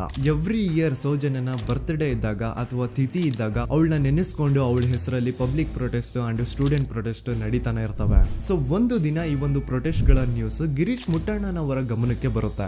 ಯಾರೀ ಗಿರೀಶ್ ಮುಟ್ಟಣ್ಣನವರ ಅಂದ್ರೆ ಇವರು very honest X police man. ನೀವು ನಂಬಲ್ಲ, ಇವ್ರು ಪೊಲೀಸ್ ಆಫೀಸರ್ ಇದ್ದಾಗ ಪಬ್ಲಿಕ್ ಅಲ್ಲಿ ಒಬ್ಬ MLA ಹೊಡೆದಿರ್ತಾರ. ಅಷ್ಟೇ ಅಲ್ಲ, ಪೊಲೀಸ್ ಡಿಪಾರ್ಟ್ಮೆಂಟ್ ಅಲ್ಲಿ ಕರಪ್ಷನ್ ಇದೆ, ಕರಪ್ಷನ್ ಇದ್ದಿದ್ ಕಡೆ ನಾನ್ ಇರಲ್ಲ ಅಂತ ಹೇಳ್ಬಿಟ್ಟು ತಮ್ಮ ಪೊಲೀಸ್ ಡ್ಯೂಟಿನ ಬಿಟ್ಬಿಟ್ಟು ಈಗ ಸಮಾಜದಲ್ಲಿ ಏನೇ ಅನ್ಯಾಯ ಆಗಿದ್ರು ಅದ್ರ ಅಗೇನ್ಸ್ಟ್ ವಾಯ್ಸ್ ರೈಸ್ ಮಾಡ್ತಿದಾರ. ಸೊ ಈ ಗಿರೀಶ್ ಮುಟ್ಟಣ್ಣನವರಿಗೆ ಸೌಜನ್ಯ ಕೇಸ್ ಬಗ್ಗೆ ಗೊತ್ತಾದಾಗ ಅವ್ರಿಗೆ ಈ ಕೇಸು ತುಂಬಾನೇ ಕಾಡುತ್ತೆ. ಅಲ್ಲ, ಇಷ್ಟೊಂದು ವರ್ಷಗಳಾಗೋಯ್ತು ಆ ಹುಡುಗಿ ಜೊತೆ ಅನ್ಯಾಯ ಆಗಿ, ಸ್ಟಿಲ್ ಈ ಒಂದು ಕೇಸ್ ನ ಕನ್ಕ್ಲೂಷನ್ ಸಿಕ್ತಿಲ್ವಲ್ಲ, ಏನ್ ನಡೀತಿದೆ ಧರ್ಮಸ್ಥಳದಲ್ಲಿ ಅರ್ಥ ಆಗ್ತಿಲ್ವಲ್ಲ ಅಂತ ಈ ಗಿರೀಶ್ ಅವರು ತಮ್ಮ ಹಳೆ ಪೊಲೀಸ್ ಕಾಂಟ್ಯಾಕ್ಟ್ಸ್ ನ ಯೂಸ್ ಮಾಡ್ಕೊಂಡು ಆ ಸೌಜನ್ಯ ಕೇಸ್ ಫೈಲ್ ನ ಒಂದು ಕಾಪಿನ ತಮ್ಮ ಹತ್ರ ತರಿಸ್ಕೋತಾರ. ಆ ಒಂದು ಕೇಸ್ ಫೈಲ್ ಅಲ್ಲಿ ಸೌಜನ್ಯ ಬಗ್ಗೆ ಅಷ್ಟೇ ಅಲ್ಲದೆ ಸಂತೋಷ್ ರಾವ್ ಬಗ್ಗೆನೂ ಇನ್ಫಾರ್ಮೇಶನ್ ಇರುತ್ತೆ. ಅಂಡ್ ಗಿರೀಶ್ ಅವರು ಸಂತೋಷ್ ಬಗ್ಗೆ ಇರುವಂತಹ ಇನ್ಫಾರ್ಮೇಶನ್ ನೋಡ್ತಾ ಇರ್ಬೇಕಾದ್ರೆ ಅವರು ಒಂದು ವಿಷಯನ ನೋಟಿಸ್ ಮಾಡ್ತಾರ. ಅದೇನಂತಂದ್ರೆ ಪೊಲೀಸ್ ಅವರು ಸಂತೋಷ್ ರಾವ್ನ ಬರೀ ಸೌಜನ್ಯ ಕೇಸಲ್ಲಿ ಒಂದೇ ಫಿಟ್ ಮಾಡಿರಲ್ಲ, ಸೌಜನ್ಯ ಸಾಯೋಕ್ಕಿಂತ 20 ದಿನ ಹಿಂದೆ ಧರ್ಮಸ್ಥಳದಲ್ಲೇ ನಡೆದಿರುವಂತಹ ಒಂದು ಕ್ರೈಮ್ ಅಲ್ಲಿನೂ ಸಹ ಸಂತೋಷ್ ರಾವೇ ಆರೋಪಿ ಅಂತ ಮೆನ್ಷನ್ ಮಾಡಿರ್ತಾರ. ಸೊ ಸೌಜನ್ಯ ಕೇಸ್ ಬಿಟ್ಟು ಆ ಇನ್ನೊಂದು ಕೇಸ್ ಯಾವುದು, ಅದಕ್ಕೂ ಸಂತೋಷ್ಗೂ ಏನ್ ಸಂಬಂಧ, ಅದ್ರಲ್ಲಿ ಯಾಕೆ ಸಂತೋಷ್ನ ಪೊಲೀಸ್ ಅವರು ಫಿಟ್ ಮಾಡಿದ್ರು ಅಂತ ಪ್ರತಿಯೊಂದು ಹೇಳ್ತೀನಿ. ಆದ್ರೆ ನಾನಿಲ್ಲಿ ಯಾರ್ದೂ ರಿಯಲ್ ನೇಮ್ಸ್ ನ ಬಳಸಲ್ಲ. ಯಾಕಂದ್ರೆ ಮುಂದೆ ಕೇಸಲ್ಲಿ ತುಂಬಾ ದೊಡ್ಡ ಪವರ್ಫುಲ್ ವ್ಯಕ್ತಿಗಳ ಹೆಸರುಗಳು ಬರ್ತವೆ. ಅಂಡ್ ನನ್ ವಿಡಿಯೋ ಯೂಟ್ಯೂಬ್ ಇಂದ ಡಿಲೀಟ್ ಆಗೋದು ನನ್ಗೆ ಇಷ್ಟ ಇಲ್ಲ. ಹಾಗಾಗಿ ನಾನಿಲ್ಲಿ ಯಾರ್ದೂ ರಿಯಲ್ ನೇಮ್ಸ್ ನ ಬಳಸ್ತಿಲ್ಲ. ಬಟ್ ಯಾರ ಬಗ್ಗೆ ಹೇಳ್ತಿದ್ದೀನಿ ಅಂತ ಒಂದ್ ಸ್ವಲ್ಪ ನೀವೇ ಅರ್ಥ ಮಾಡ್ಕೊಳ್ಳಿ. ನೋಡಿ, ಧರ್ಮಸ್ಥಳದಲ್ಲಿ ಮಾಫಿಯಾ ಕೈಂಡ್ ಆಫ್ ನಡೆಸ್ತಿರುವಂತಹ ಒಂದು ವೆರಿ ಪವರ್ಫುಲ್ ಗೌಡ್ರು ಕುಟುಂಬ ಇದೆ. ಇವ್ರ ಹತ್ರ ಬೇಜನ್ ಆಸ್ತಿ, ಬೇಜನ್ ದುಡ್ಡು, ಬೇಜನ್ ಪವರ್, ಬೇಜನ್ ಇನ್ಫ್ಲೂಯೆನ್ಸ್ ಎಲ್ಲಾನು ಇದೆ. ಆ ಊರಲ್ಲಿ ಈ ಗೌಡ್ರು ಕುಟುಂಬದ್ದು ಎಷ್ಟೊಂದು ಕಂಟ್ರೋಲ್ ಇದೆ ಅಂತಂದ್ರೆ ಅವ್ರನ್ನ ಎದುರು ಹಾಕೊಳ್ಳೋರೆ ಯಾರು ಇಲ್ಲ. ಅಂಡ್ ಈ ಒಂದು ಗೌಡ್ರು ಕುಟುಂಬ ಒಂದು ಪ್ರೈವೇಟ್ ಟ್ರಸ್ಟ್ ಹೆಸರಲ್ಲಿ ಒಂದು ವೆರಿ ಪಾಪ್ಯುಲರ್ ದೇವಸ್ಥಾನನ ಸುಮಾರು ವರ್ಷಗಳಿಂದ ತಲೆ ಮಾರುಗಳಿಂದನೂ ನಡ್ಸ್ಕೊಂಡ್ ಬಂದಿರ್ತಾರ. ಅದೇ ಒಂದು ದೇವಸ್ಥಾನದಲ್ಲಿ 60 ವರ್ಷ ವಯಸ್ಸಾಗಿರುವಂತಹ ನಾರಾಯಣ ಅನ್ನೋ ಒಬ್ಬ ವ್ಯಕ್ತಿ ಮಾವುತನಾಗಿ ಕೆಲಸ ಮಾಡ್ತಿರ್ತಾನೆ. ನಾರಾಯಣ ಅವ್ರ ತಂದೆನೂ ಅದೇ ದೇವಸ್ಥಾನದಲ್ಲಿ ಮಾವುತಾಗಿ ಕೆಲಸ ಮಾಡ್ತಾ ಇದ್ರು, ಅವ್ರ ತಂದೆನೂ ಅದೇ ದೇವಸ್ಥಾನದಲ್ಲಿ ಮಾವುತಾಗಿ ಕೆಲಸ ಮಾಡ್ತಾ ಇದ್ರು. ಸೊ ಹೀಗೆ ತಲೆ ಮಾರುಗಳಿಂದ ಮಾವುತ ಆಗಿನೇ ನಾರಾಯಣನ ಕುಟುಂಬ ಆ ಒಂದು ದೇವಸ್ಥಾನದಲ್ಲಿ ಕೆಲಸ ಮಾಡ್ತಾ ಇರುತ್ತೆ. ಸೊ ಒಮ್ಮೆ ತುಂಬಾ ವರ್ಷಗಳ ಹಿಂದೆ ನಾರಾಯಣ ಅವ್ರ ತಂದೆ ಆ ದೇವಸ್ಥಾನದಲ್ಲಿ ಮಾವುತಾಗಿ ಕೆಲಸ ಮಾಡ್ತಾ ಇರ್ಬೇಕಾದ್ರೆ ಆಗಿನ ದೇವಸ್ಥಾನದ ಧರ್ಮಾಧಿಕಾರಿ ಆ ಮಾವುತನ ಕೆಲ್ಸದ ಮೇಲೆ ಇರುವಂತಹ ನಿಷ್ಠೆ, ಅವನ ನಿಯತ್ತು ಅಂಡ್ ತಲೆಮಾರುಗಳಿಂದ ಅವರು ದೇವಸ್ಥಾನಕ್ಕೆ ಸಲ್ಲಿಸ್ತಿರುವಂತಹ ಸೇವೆನ ಮೆಚ್ಚಿ ಆ ಧರ್ಮಾಧಿಕಾರಿ ಆ ನಾರಾಯಣ ಅವ್ರ ತಂದೆ ಆ ಮಾವುತನಿಗೆ ಒಂದು ಜಮೀನ ಕೊಡ್ತಾರೆ ಆಸ್ ಎ ಗಿಫ್ಟ್ ಆಗಿ. ಸೊ ಈಗ ಫ್ಲಾಶ್ ಬ್ಯಾಕ್ ಇಂದ ಒಂದ್ ಸ್ವಲ್ಪ ಮುಂದೆ ಬರುವ 2010-11ರಲ್ಲಿ ಯಾವೊಂದು ಜಮೀನ ಆಗಿನ ಧರ್ಮಾಧಿಕಾರಿ ನಾರಾಯಣ ಅವ್ರ ತಂದೆಗೆ ಆಸ್ ಎ ಗಿಫ್ಟ್ ಆಗಿ ಕೊಟ್ಟಿದ್ರು, ಈಗ ನಾರಾಯಣ ಅವ್ರ ತಂದೆ ಸತ್ ಹೋಗಿ ಆ ಒಂದು ಜಮೀನು ನಾರಾಯಣ ಹೆಸರಿಗೆ ಆಗಿರುತ್ತೆ. ಅಂಡ್ ಆಗಷ್ಟೇ ಗೊತ್ತಾಗುತ್ತೆ ಆ ಜಮೀನ ವೆರಿ ಆಪೋಸಿಟ್ ಒಂದು ದೊಡ್ಡ ಹೈವೇ ಬರ್ತಿದೆ ಅಂಡ್ ಅದರಿಂದ ಜಮೀನ ರೇಟು 10 ಪಟ್ಟು ಜಾಸ್ತಿ ಆಗುತ್ತೆ ಅಂತ. ಸೊ ಈ ವಿಷಯ ಗೊತ್ತಾಗಿ ನೋಡಿ, ದಾನ ಮಾಡದಂತಹ ಧರ್ಮಾಧಿಕಾರಿ ಅಂತೂ ಸತ್ ಹೋದ್ರು, ಆದ್ರೆ ಅವ್ರ ಮುಂದಿನ ಪೀಳಿಗೆ ಅವ್ರಿಗೆ ಈ ಜಮೀನ್ ಮೇಲೆ ಕಣ್ಬಿದ್ದು ನಾರಾಯಣ ಅವ್ರ ಹತ್ರ ಆ ಜಾಗನ ವಾಪಸ್ ಕೇಳ್ತಾರ. ಆದ್ರೆ ನಾರಾಯಣ ಕೊಡಲ್ಲ. ಇಲ್ಲ, ನಾನ್ ಯಾಕೆ ಕೊಡ್ಲಿ, ನಮ್ ತಂದೆಯಿಂದ ಸಿಕ್ಕಿರುವಂತಹ ಜಮೀನ್ ಇದು, ನಮ್ ತಂದೆಯ ಕೊನೆ ಗುರುತು ಇದು ನನ್ನ ಹತ್ರ ಇರೋದು, ಸೊ ಇದನ್ನ ನಾನು ಯಾವುದೇ ಕಾರಣಕ್ಕೂ ಬಿಟ್ಕೊಡಲ್ಲ ಅಂತ ಆ ಗೌಡ್ರು ಕುಟುಂಬನ ನಾರಾಯಣ ಎದುರು ಹಾಕೋತಾರ. ಆಗ ಗೌಡ್ರು ಕುಟುಂಬದವ್ರಿಗೆ ಕೋಪ ಬಂದು ಅವ್ರೇನ್ ಮಾಡ್ತಾರೆ ಅಂದ್ರೆ, ನಾರಾಯಣ ಮನೆಗೆ ನೀರಿನ ಸಪ್ಲೈ ಇರುತ್ತಲ್ವಾ ಅದನ್ನ ಬಂದ್ ಮಾಡ್ತಾರ, ಎಲೆಕ್ಟ್ರಿಸಿಟಿ ಸಪ್ಲೈನು ಕಟ್ ಆಫ್ ಮಾಡ್ತಾರ, ಊರಲ್ಲಿರುವಂತಹ ಎಲ್ಲಾ ಚರಂಡಿಗಳನ್ನ ಕ್ಲೀನ್ ಮಾಡಿ ಆ ಕಸ ಏನಿರುತ್ತೋ ಅದನ್ನ ತಂದು ನಾರಾಯಣ ಮನೆ ಮುಂದೆ ಹಾಕ್ತಾರ. ಇಷ್ಟೇ ಅಲ್ಲ, ನಾರಾಯಣ ಅವ್ರ ಹೆಂಡತಿ ಮಕ್ಕಳು ಎಲ್ಲಾದ್ರೂ ಆಚೆ ಹೋಗ್ತಾ ಬರ್ತಾ ಇದ್ರೆ ಅವ್ರನ್ನ ಕೆಟ್ಟದಾಗ ಬೈಯೋದು, ಹೊಡ್ಕೊಳ್ಳೋದು, ಬಡ್ಕೊಳ್ಳೋದೆಲ್ಲ ಮಾಡ್ತಿರ್ತಾರ. ಇಷ್ಟೆಲ್ಲ ಆಗ್ತಾ ಇದ್ರು ಸ್ಟಿಲ್ ನಾರಾಯಣ ಮಾತ್ರ ಆ ಜಾಗನ ಬಿಟ್ಕೊಡಲ್ಲ. ಆ ಜಾಗದ್ಗೋಸ್ಕರ ನೀನ್ ಬೇಕಿದ್ರೆ ಇದನ್ನೆಲ್ಲ ಸಹಿಸ್ಕೊಂಡಿರಪ್ಪ, ನಮ್ ಕೈಲಂತೂ ಆಗಲ್ಲ ಅಂತ ನಾರಾಯಣನ ಹೆಂಡತಿ ಮಕ್ಕಳು ಅವನ್ನ ಬಿಟ್ಟು ಬೇರೆ ಊರಿಗೆ ಹೋಗ್ಬಿಡ್ತಾರ. ಈಗ ಮನೆಯಲ್ಲಿ ನಾರಾಯಣ ಅಂಡ್ 45 ವರ್ಷ ವಯಸ್ಸಿರುವಂತಹ ನಾರಾಯಣ ಅವ್ರ ತಂಗಿ ಯಮುನಾ ಅವ್ರು ಮಾತ್ರ ಇಬ್ರೇ ಇರ್ತಾ ಇದ್ರು. ಸೊ ಒಂದೊಳ್ಳೆ ಅವಕಾಶ ನೋಡ್ಕೊಂಡು 21 ಸೆಪ್ಟೆಂಬರ್ 2012 ಮನೆಯಲ್ಲಿ ನಾರಾಯಣ ಹಾಗೂ ಯಮುನಾ ಇರ್ಬೇಕಾದ್ರೆ ಯಾರೋ ಮನೆ ಒಳಗಡೆ ನುಗ್ಗಿ ನಾರಾಯಣನ್ಗೆ ಹೊಡೆದು ಯಮುನಾಗೂ ಸಹ ಹೊಡೆದು ನಂತರ ಅವಳು ಮಾಡಿ ದೆನ್ ನಾರಾಯಣ ಹಾಗೂ ಯಮುನನ ತಲೆನ ಒಂದು ರುಬ್ಬಗುಂಡಿಂದ ಚಚ್ಚಿ ಸಾಯಿಸ್ಬಿಡ್ತಾರ. ಈ ಕೊಲೆ ಆಗಿದ್ದು ಕಳ್ಳತನಗೋಸ್ಕರ ಅಂತ ಪೊಲೀಸ್ ಅವರು ತಮ್ಮ ರಿಪೋರ್ಟ್ ಅಲ್ಲಿ ಬರೀತಾರ. ಆದ್ರೆ ಪಾಯಿಂಟ್ ಏನ್ ಗೊತ್ತಾ, ಆ ಮನೇಲಿ ಒಂದ್ ಸ್ವಲ್ಪನೂ ಹಣ ಆಗ್ಲಿ ಅಥವಾ ಬಂಗಾರ ಆಗ್ಲಿ ಕಳ್ಳತನ ಆಗಿರಲ್ಲ. ಕಳ್ಳತನ ಆಗಿರೋದು ಕೇವಲ ಆ ಮೇನ್ ರೋಡ್ ಅಲ್ಲಿ ಇದ್ದಂತಹ ಪ್ರಾಪರ್ಟಿ ಪೇಪರ್ಸ್. ಎಂತ ಕೋಇನ್ಸಿಡೆನ್ಸ್ ನೋಡಿ, ಯಾವ ಒಂದು ಜಮೀನಿನ ಪತ್ರ ನಾರಾಯಣ ಮನೆಯಿಂದ ಕಳ್ಳತನ ಆಗಿದ್ವೋ ಅದೇ ಒಂದು ಜಮೀನಲ್ಲಿ 10 ವರ್ಷ ಆದ ನಂತರ ಒಂದು ದೊಡ್ಡ ಹೋಟೆಲ್ ಸ್ಥಾಪನೆ ಆಗುತ್ತೆ ಅಂಡ್ ಆ ಹೋಟೆಲ್ ನ ಇನಾಗ್ರೇಷನ್ ಗೆ ಚಿಕ್ಕ ಗೌಡ್ರು ಬರ್ತಾರ. ಸೊ ಈಗೇನು ನಾರಾಯಣ ಹಾಗೂ ಯಮುನನ ಕೊಲೆ ಆಗಿದ್ಯೋ ಇದಾಗಿದ್ದು 20 ದಿನ ಆದ್ಮೇಲೆ ಸೌಜನ್ಯ ಜೊತೆ ಅಂತ ನಿರ್ದಯ ಘಟನೆ ಆಗಿದ್ದು. ಸೊ ಪೊಲೀಸ್ ಅವರು ಸೌಜನ್ಯ ಕೇಸಲ್ಲಿ ಸಂತೋಷ್ ರಾವ್ನ ಫಿಟ್ ಮಾಡೋದಲ್ದೆ ಈ ಒಂದು ನಾರಾಯಣ ಹಾಗೂ ಯಮುನಾ ಕೇಸಲ್ಲೂ ಸಹ ಸಂತೋಷ್ ರಾವ್ನೆ ಫಿಟ್ ಮಾಡಿರ್ತಾರ. ಇಲ್ಲಿ ಡೇಟ್ಸ್ ನ ಸ್ವಲ್ಪ ನೆನ್ಪಿಟ್ಕೊಳ್ಳಿ. ನಾರಾಯಣ ಹಾಗೂ ಯಮುನನ ಕೊಲೆ ಆಗಿದ್ದು 21 ಸೆಪ್ಟೆಂಬರ್ 2012 ಅಂಡ್ ಸಂತೋಷ್ ರಾವ್ ಧರ್ಮಸ್ಥಳಕ್ಕೆ ಬಂದಿದ್ದು 9 ಅಕ್ಟೋಬರ್ 2012, 20 ದಿನ ಆದ್ಮೇಲೆ. ಸೊ ನಾರಾಯಣ ಹಾಗೂ ಯಮುನನ ಕೊಲೆ ಆದಾಗ ಊರಲ್ಲೇ ಇಲ್ದೆ ಎಲ್ಲೋ ಶೃಂಗೇರಿಯಲ್ಲಿ ಯಾವುದೋ ಒಂದು ಹೋಟೆಲ್ ಅಲ್ಲಿ ಕೆಲಸ ಮಾಡ್ತಿದ್ದಂತಹ ಸಂತೋಷ್ ರಾವ್ ಹೇಗೆ ಈ ಒಂದು ಕೇಸಲ್ಲಿ ಆರೋಪಿ ಆಗ್ತಾನೆ? ಸೊ ಇದೇ ಒಂದು ಪಾಯಿಂಟ್ ನ ನೋಟಿಸ್ ಮಾಡಿ ಗಿರೀಶ್ ಮುಟ್ಟಣ್ಣನವರು ಧರ್ಮಸ್ಥಳಕ್ಕೆ ಬಂದು ಸಂತೋಷ್ ನ ಲಾಯರ್ ಜೊತೆ ಡಿಸ್ಕಸ್ ಮಾಡ್ತಾರ. ದೆನ್ ಫೈನಲಿ ಏನೋ ತಪ್ಪು ಮಾಡದೆ ಸುಳ್ಳು ಆರೋಪಗಳಿಂದ ಕರಪ್ಟ್ ಪೊಲೀಸ್ ಆಫೀಸರ್ಸ್ ನ ಮಿಸ್ಲೀಡಿಂಗ್ ಇನ್ವೆಸ್ಟಿಗೇಷನ್ ಇಂದ ಸಂತೋಷ್ ರಾವ್ ತನ್ನ ಜೀವನದ 8-10 ವರ್ಷನ ಜೈಲಲ್ಲಿ ಕಳೆದು ಫೈನಲಿ ರಿಲೀಸ್ ಆಗ್ತಾನೆ. ಒಂಥರ ಈ ಕೇಸಿಂದ ಸಂತೋಷ್ ರಾವ್ನ ಇಡೀ ಲೈಫೇ ಸ್ಪಾಯ್ಲ್ ಆಗೋಯ್ತು. ಈಗ ಸಂತೋಷ್ ರಾವ್ ರಿಯಲ್ ಆರೋಪಿ ಅಲ್ಲ ಅಂತ ಕೋರ್ಟ್ ಅಲ್ಲಿ ಪ್ರೂವ್ ಆಯ್ತು. ಹಾಗಿದ್ರೆ ರಿಯಲ್ ಆರೋಪಿ ಯಾರು? ಪೊಲೀಸ್ ಅವರು ಯಾಕೆ ಕೇಸಲ್ಲಿ ಇಷ್ಟೊಂದು ಅನ್ಫೇರ್ ಇನ್ವೆಸ್ಟಿಗೇಷನ್ ಮಾಡಿದ್ರು? ಯಾರ ರಿಯಲ್ ಹೆಸರನ್ನ ಮುಚ್ಚಿಡ್ಲಿಕ್ಕೆ ಪೊಲೀಸ್ ಆಫೀಸರ್ಸ್ ಈ ಒಂದು ಕೇಸಲ್ಲಿ ಸಂತೋಷ್ ರಾವ್ನ ಸಿಗ್ಹಾಕ್ಸಿದ್ರು? ಇದೆಲ್ಲ ಥಿಂಕ್ ಮಾಡ್ತಾ ಹೋದ್ರೆ ನೋಡಿ, ಆ ಊರಲ್ಲಿ ಆ ಪೊಲೀಸ್ ಆಫೀಸರ್ಸ್ಗೆ ಲಂಚ ಕೊಡೋಷ್ಟು, ಒಂದು ಪೊಲೀಸ್ ಇನ್ವೆಸ್ಟಿಗೇಷನ್ ನ ಸ್ಟಾಪ್ ಮಾಡೋಷ್ಟು ಅಥವಾ ಇನ್ವೆಸ್ಟಿಗೇಷನ್ ನ ಮಿಸ್ಲೀಡ್ ಮಾಡೋಷ್ಟು ಇನ್ಫ್ಲುಯೆನ್ಸ್ ಆಗ್ಲಿ, ಪವರ್ ಆಗ್ಲಿ ಅಥವಾ ಮನಿ ಆಗ್ಲಿ ಊರಿನ ಗೌಡ್ರು ಹತ್ರ ಮಾತ್ರ ಇದ್ದಿದ್ದು. ಸೊ ಈಗ ಸಂಶಯದ ಮುಳ್ಳು ಗೌಡ್ರು ಕಡೆ ತಿರುಗುತ್ತಾ ನೋಡಿ. ಪೊಲೀಸ್ ಅವರು ಸುಮ್ನೆ ಸಂತೋಷ್ ರಾವ್ನ ನಾರಾಯಣ ಹಾಗೂ ಯಮುನಾ ಕೇಸಲ್ಲಿ ಫಿಟ್ ಮಾಡಿದ್ರು. ಈಗ ಆ ಒಂದು ಕೊಲೆ ಪ್ರಕರಣಕ್ಕೂ ಸಂತೋಷ್ ರಾವ್ಗೂ ಏನು ಸಂಬಂಧನೇ ಇರ್ಲಿಲ್ಲ. ಹಂಗೆ ಥಿಂಕ್ ಮಾಡಿ, ನಾರಾಯಣ ಸತ್ರೆ ಅಥವಾ ಅವನ ತಂಗಿ ಯಮುನಾ ಸತ್ರೆ ಯಾರಿಗ ಅಡ್ವಾಂಟೇಜ್ ಆಗುತ್ತೆ? ಊರಿನ ಗೌಡ್ರಿಗೆ, ಯಾಕಂದ್ರೆ ಅವ್ರಿಗೆ ಜಮೀನ್ ಸಿಗುತ್ತಾ. ಸೊ ಈಗ ನಾರಾಯಣ ಹಾಗೂ ಯಮುನಾ ಕೇಸಲ್ಲಿ ಸಂತೋಷ್ ರಾವ್ ಆರೋಪಿ ಅಲ್ಲ ಅಂತ ಪ್ರೂವ್ ಆದ್ಮೇಲೆ ಹಾಗಿದ್ರೆ ಆ ಕೊಲೆ ಕೊಂದದವ್ರು ಯಾರು ಅಂತ ಹಾಗೆ ಥಿಂಕ್ ಮಾಡಿದ್ರೆ ಗಿರೀಶ್ ಮುಟ್ಟಣ್ಣನವರಿಗೆ ಆ ಊರಿನ ಗೌಡ್ರ ಮೇಲೆ ಡೌಟ್ ಬರುತ್ತೆ. ಅದೇ ಒಂದು ಡೌಟ್ ಅಲ್ಲಿ ಗಿರೀಶ್ ಮುಟ್ಟಣ್ಣನವರು ಮಹೇಶ್ ತಿಮ್ರೊಡ್ಡಿ ಅಂತ ಇನ್ನೊಬ್ರ ಜೊತೆ ಸೇರ್ಕೊಂಡು ಈ ಹಿಂದೆ ಆ ಒಂದು ಊರಲ್ಲಿ ಆ ಧರ್ಮಸ್ಥಳದಲ್ಲಿ ಈ ಊರಿನ ಗೌಡ್ರು ಯಾವ್ದಾವ್ದೆಲ್ಲ ಕ್ರೈಮ್ ಗಳು ಮಾಡಿದಾರೆ ಅಂತ ಊರಿನ ಜನರಿಂದ ತಿಳ್ಕೊತಾರ. ನಂತರ ಆ ಊರಿನ ಜನ ಯಾವ್ದಾವ್ದೆಲ್ಲ ಮ್ಯಾಟರ್ಸ್ ಹೇಳಿದ್ರು ಆ ಕೇಸ್ ಫೈಲ್ಸ್ ನೆಲ್ಲ ತಿರುಗಿಸಿ ಮುರುಗಿಸಿ ನೋಡಿದಾಗ ನೀವು ನಂಬಲ್ಲ, ಸೌಜನ್ಯ ಕೇಸ್ ಏನೇನು ಅಲ್ಲ, ಅದಕ್ಕಿಂತ ಭೀಕರ ಕೊಲೆಗಳು ಧರ್ಮಸ್ಥಳದಲ್ಲಿ ಆಗಿವೆ ಅಂಡ್ ಎಲ್ಲಾ ಕೊಲೆಗಳ ಹಿಂದೆ ಗೌಡ್ರು ಕುಟುಂಬದ್ದೇ ಕೈ ಇದೆ ಅಂತ ಎದ್ದು ಕಾಣಿಸುತ್ತೆ. 1977 ವೇದಾವಲ್ಲಿ ಕೇಸ್. ಧರ್ಮಸ್ಥಳ ಹತ್ತಿರ SDM ಪ್ರೈಮರಿ ಅಂಡ್ ಹೈಸ್ಕೂಲ್ ಅಂತ ಒಂದು ಸ್ಕೂಲ್ ಇರುತ್ತೆ. ಅಂಡ್ ಈ ಒಂದು ಪ್ರೈವೇಟ್ ಸ್ಕೂಲ್ ಬೇರೆ ಯಾರ್ದು ಅಲ್ಲ, ಆ ಗೌಡ್ರು ಕುಟುಂಬದ್ದೇ. ಈ ಸ್ಕೂಲ್ ಅಲ್ಲಿ 1977 ಅಲ್ಲಿ ವೇದಾವಲ್ಲಿ ಅಂತ ಒಬ್ರು ಟೀಚರ್ ವರ್ಕ್ ಮಾಡ್ತಿರ್ತಾರ. ವೇದಾವಲ್ಲಿ ಆ ಟೀಚರ್ ಜಾಬ್ಗೆ ತುಂಬಾನೇ ಓವರ್ ಕ್ವಾಲಿಫೈಡ್. ಅವರ ಕ್ವಾಲಿಫಿಕೇಶನ್ಸ್ ನ ಗಮನದಲ್ಲಿ ಇಟ್ಕೊಂಡ್ರೆ ಅವ್ರಿಗೆ HM ಅಥವಾ ಪ್ರಿನ್ಸಿಪಲ್ ನ ಪೋಸ್ಟ್ ಸಿಗ್ಬೇಕು. ಆದ್ರೂ ಸಹ ವೇದಾವಲ್ಲಿ ಆಸ್ ಎ ಟೀಚರ್ ಆಗಿನೇ ಕೆಲಸ ಮಾಡ್ಕೊಂಡು ಹೋಗ್ತಿರ್ತಾರ.